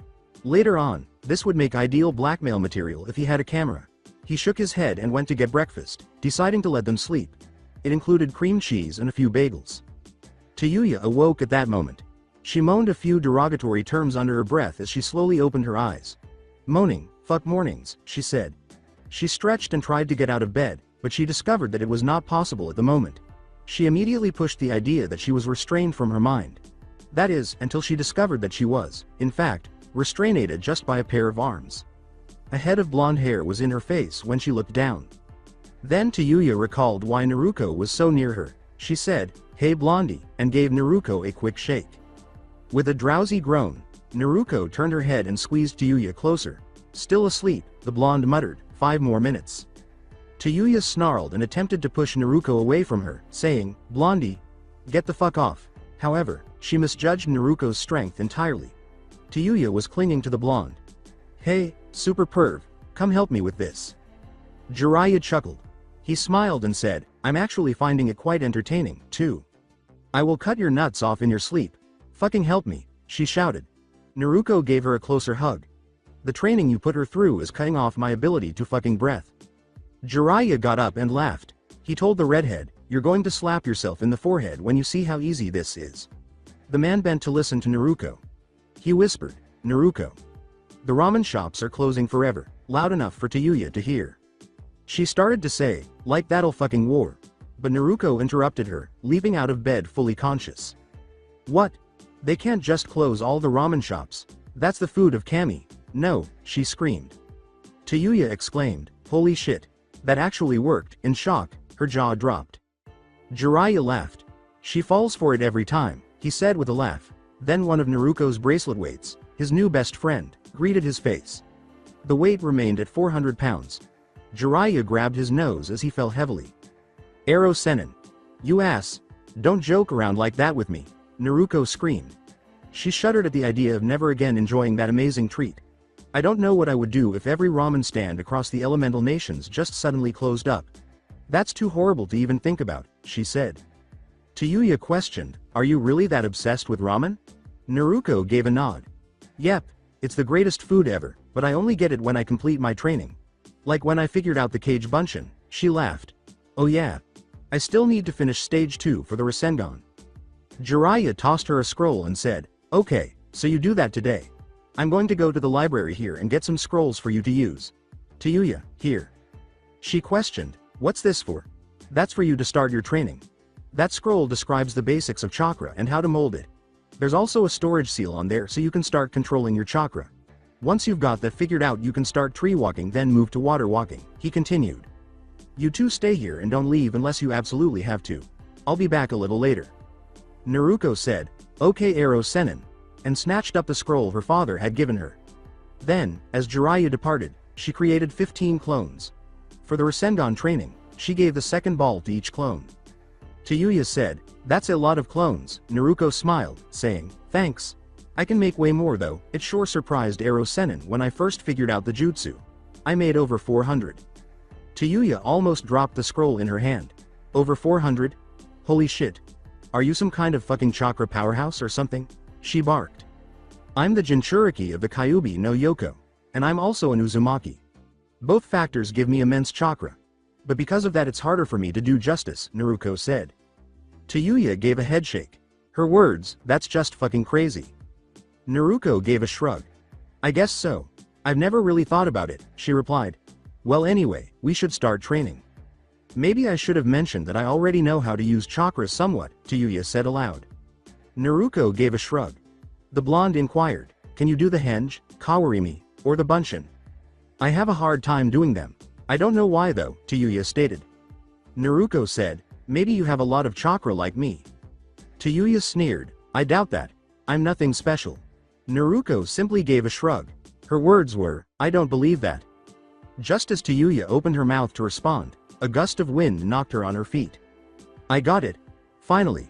Cried one of the clones of Naruko. Here you go, Heim. She exclaimed, releasing a sudden puff of smoke. The real Naruko nodded, taking in the memories. Alright ladies, we'll work on the final stage later. For now calligraphy and studying on Fuinjutsu, she said. Yes, Heim. Exclaimed the other clones. Tayuya cried out, what the fuck was that about? That was the fruits of my labor on the Rasengan, she replied. Naruko opened a water balloon and then a rubber ball and said, I've been trying to get stage 2 down for a while now, and my clone finally got it. I'll show you. She held up the water balloon away from the table and scrolls and explained. Stage 1 is getting this water balloon to burst using my chakra. The water balloon started to move erratically before finally bursting as she directed her chakra to move around. After saying, that's stage 1. Stage 2 is getting this rubber ball to burst. It's significantly harder to do because there is only air inside of the ball. She started to concentrate her chakra. As the air was compelled to move in all possible directions, the rubber ball started to move a lot. The ball exploded after a short while, sending a powerful gust of wind through the room. Tayuya and Naruko both almost fell back. Tayuya said, that's fucking powerful. This was my father's jutsu that he created. I plan on adding my chakra elements to it later to make a bigger, more powerful version, she continued. Tayuya asked loudly, or rather, screamida. Wait, did you say? Elements? What the hell kind of girl are you? In order to get Tayuya to stop her outburst, Naruko stuck her finger in her ear. I'm an Uzumaki. According to Ero Sennin, the Uzumaki clan was known to have 2 or 3 different chakra natures. Usually water, wind, and lightning. Wind was a rare one though, she said. Ero Sennin thinks I got it from my father. Tayuya gave a headshake. Incredible, according to her. I'm hungry. Do we have any food in here? Naruko gave a headshake. Sorry, no, we'll have to go get some, she said. Naruko leapt to her feet, snatched her hoodie, and snatched up her cash. And Ero Sennin said only go outside when absolutely necessary. I see this as necessary. Let's go, she exclaimed. She said, stir fries sound good? To the redhead. Tayuya gave a nod. She shrugged, why not, and trailed Naruko out the door. Naruko turned around and briefly peered out the window before closing the door. Just now, she had the distinct impression that someone was observing her, but she dismissed the sensation. But she was unaware of how correct she had been. Akiri Shinobi, an Anbu based on his attire, was on the roof of a building across the street. He said into a microphone that was mounted on an earpiece, I found Project Turtle. What should I do? Follow her and don't let her out of your sight, the voice on the other end said. Even though it was distorted, it still had a strange sound. Nature is almost serpentine. She's with another girl. A blonde about the same age. What should I do about that one? Asked the Anbu. The voice said, get rid of her if she causes trouble. The man said, of course, and what about Jiraiya? Make sure he's not around. His escort should be enough to keep him busy today. Also when you feel as though you can get Project Turtle without any problems, take her, said the voice. That's an order. I don't need that experiment getting back to Konoha. The Anbu said, understood, my lord, then turned off the radio and trailed the 2 girls, being careful to stay out of sight. The 2 girls were strolling around Kiri on the streets below, utterly oblivious to the impending danger. Naruko paused several times in front of sword stores and eyed the weapons curiously, but each time she shook her head. Half a year ago, while reading one of the Uzumaki clan's scrolls, she developed an interest in kenjutsu and began searching for a sword to practice. She would obviously like to have one of her family's old swords, but Kiri already had them, and she wasn't going to take one from a skilled shinobi. Tayuya walked out of another store's window and asked, what's your fascination with swords? I want to learn my family's kenjutsu eventually. So I need a really good sword to use. What's your fascination with musical instruments? Naruko asked. Tayuya reddened. She growled, What the fuck are you talking about, Blondie? Naruko chuckled. Curious, Naruko said, I noticed you looking into the windows of the few music stores we pass. Do you play anything? Tayuya gave a nod. I can play the flute. I was taught a long time ago by somebody very close to me, quietly she replied. Curious, Naruko asked. Who was it? Tayuya averted her gaze. She yelled, It was just somebody close to me, that's it. I'm sorry. I didn't mean to make you mad, it was just a question, Naruko replied. But whenever you feel like talking about it, I'll be right here beside you, Naruko grinned. There was no answer from Tayuya. The two strolled on until they came upon a restaurant and entered. After placing their food order, they relaxed in their chairs and bided their time. As Naruko asked out loud, I wonder what chakra nature you have, it would be cool if you had fire. Then we could do collaboration jutsu with my wind.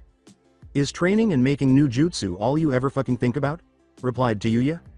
Naruko gave a shrug. She rubbed the back of her head sheepishly and remarked, I guess so. I've never really had any other hobbies. Oh, Tayuya uttered. When their food arrived, they immediately started eating. Naruto was eating so fast that she didn't notice the new customer entering the restaurant. In fact, the word eating isn't really appropriate for the way she eats. Inhaling would be a much better description. As he entered, the man's attention was entirely on Naruko and Tayuya. He said softly, Capture of Project Turtle is a go, and approached the girls. When Naruko looked up, the man pulled a kunai from behind him, and he instantly became defensive. Swiftly grabbing her own kunai, Naruko leapt to her feet and stood guard in front of Tayuya. She screamed, Who the hell are you? As the man positioned himself, vanished, and then reappeared right behind her. The blonde girl was instantly knocked out when he swung his hand down and cut her in the back of the neck. The Naruko behind him dissipated in a cloud of smoke as he turned to face Tayuya, who had vanished. He said to himself, Cage Bunshin, and walked out of the eatery. In no time, he discovered the girls vanishing down an alleyway and pursued them on the rooftops. He dropped silently behind them after waiting until they turned down a dead-end alley. Tayuya and Naruko came to a halt in front of the wooden fence that was in their way. Naruko clenched her teeth and tried to turn around, but the Anbu blocked her path. As she pulled out a second kunai, Naruko exclaimed, What do you want with us? His words, I only want her, were directed at Tayuya. Naruko stepped forward and in front of the other girl, while Tayuya took a tiny step back. After throwing both kunai and saying, Like I would just let you take the first friend I've ever really had away like that, she made a few hand gestures. She yelled, Futon. Daitopa, and used the wind to swiftly advance the blades. The 8-year-old's ability to use wind jutsu surprised the Anbu, who swiftly used his tanto to deflect the approaching kunai before charging forward. In just a few seconds, the man was on Naruko, forcing her to give up on her attempt to make a Rasengan with her hand. She tried to run past Tayuya after grabbing him, but he kicked her hard in the side, sending her crashing into the wall. He said icily, You're a nuisance, Blondie, and then he turned to Tayuya. He concluded, And you're coming with me, before leaping behind her and unconsciousing her. Naruko was standing up, holding her side as he lifted her off the ground and turned to face her. I won't let you take her away, she snarled, breathing heavily. Her once cerulean blue eyes had turned blood red with pupil slits. With a sneer, the Anbu rushed at Naruko at breakneck speed. As she ducked back from the kick intended for her chest, Naruko expressed gratitude for the training Jiraiya had given her. She pushed off and swung a roundhouse kick for his head after leaping up and onto the wall. Before catching the fist thrown after the spinning momentum, the Anbu simply leaned back. With ease, he raised the girl and slammed her hard to the ground, then raised her back to eye level and let go of her wrist. The girl was thrown hard against the wall after the Anbu swiftly turned around and kicked her in the stomach. Naruko slid to the ground in a heap after colliding with the wall and coughing up blood. The stars swam in her vision as she opened her eyes and gazed up at him. She coughed, N.No. She moaned and attempted to stand but collapsed back to the ground, saying, Don't take her. From behind his mask, the Anbu gave the girl a blank stare without saying anything. He turned his back on Naruko, leapt to the rooftops, and vanished from view. Naruko was unable to summon the strength to yell for him to stop. She could feel the force of the man's kick traveling through her entire chest and stomach. She fell back to the ground after making one more attempt to stand. Her vision darkens. She moaned, Tayuya-chan, before losing consciousness. A man was waiting at his desk, going through some documents in an abandoned building on the less affluent side of Kirigakure. A new presence entered the darkened building, and he looked up. Project Turtle is back in our possession, I'm assuming, he stated. The man had a slippery, menacing voice. Anyone who heard it would associate it with a snake. Tayuya was simply placed on the ground and nodded by the Anbu. He stated without emotion, yes. Her blonde companion proved to be a little bit of a pain, but it was dealt with. The other man said, it's to be expected of Jiraiya's student, but nevertheless, we've got what we wanted, as he rose and emerged from the shadows over the Tayuya. His face barely visible in the light. The most striking of those were the purple marking beside his dangerously penetrating yellow eyes. He gave the redhead a sickening smile. He chuckled ominously as the Anbu carried Tayuya to a secret room. At last, the Sanbi no Kyodai game is back with us again. With this we will be able to start the civil war early, he said. The snake. Like man smiled as he looked up at a window. He thought to himself, perhaps I'll see you again, my old friend, Jiraiya, and then he followed the Anbu into the room. So that's it for today. I hope you guys enjoyed it. Don't forget to like, share and subscribe to the channel for more awesome stories like this. Thank you. See you all in my next video.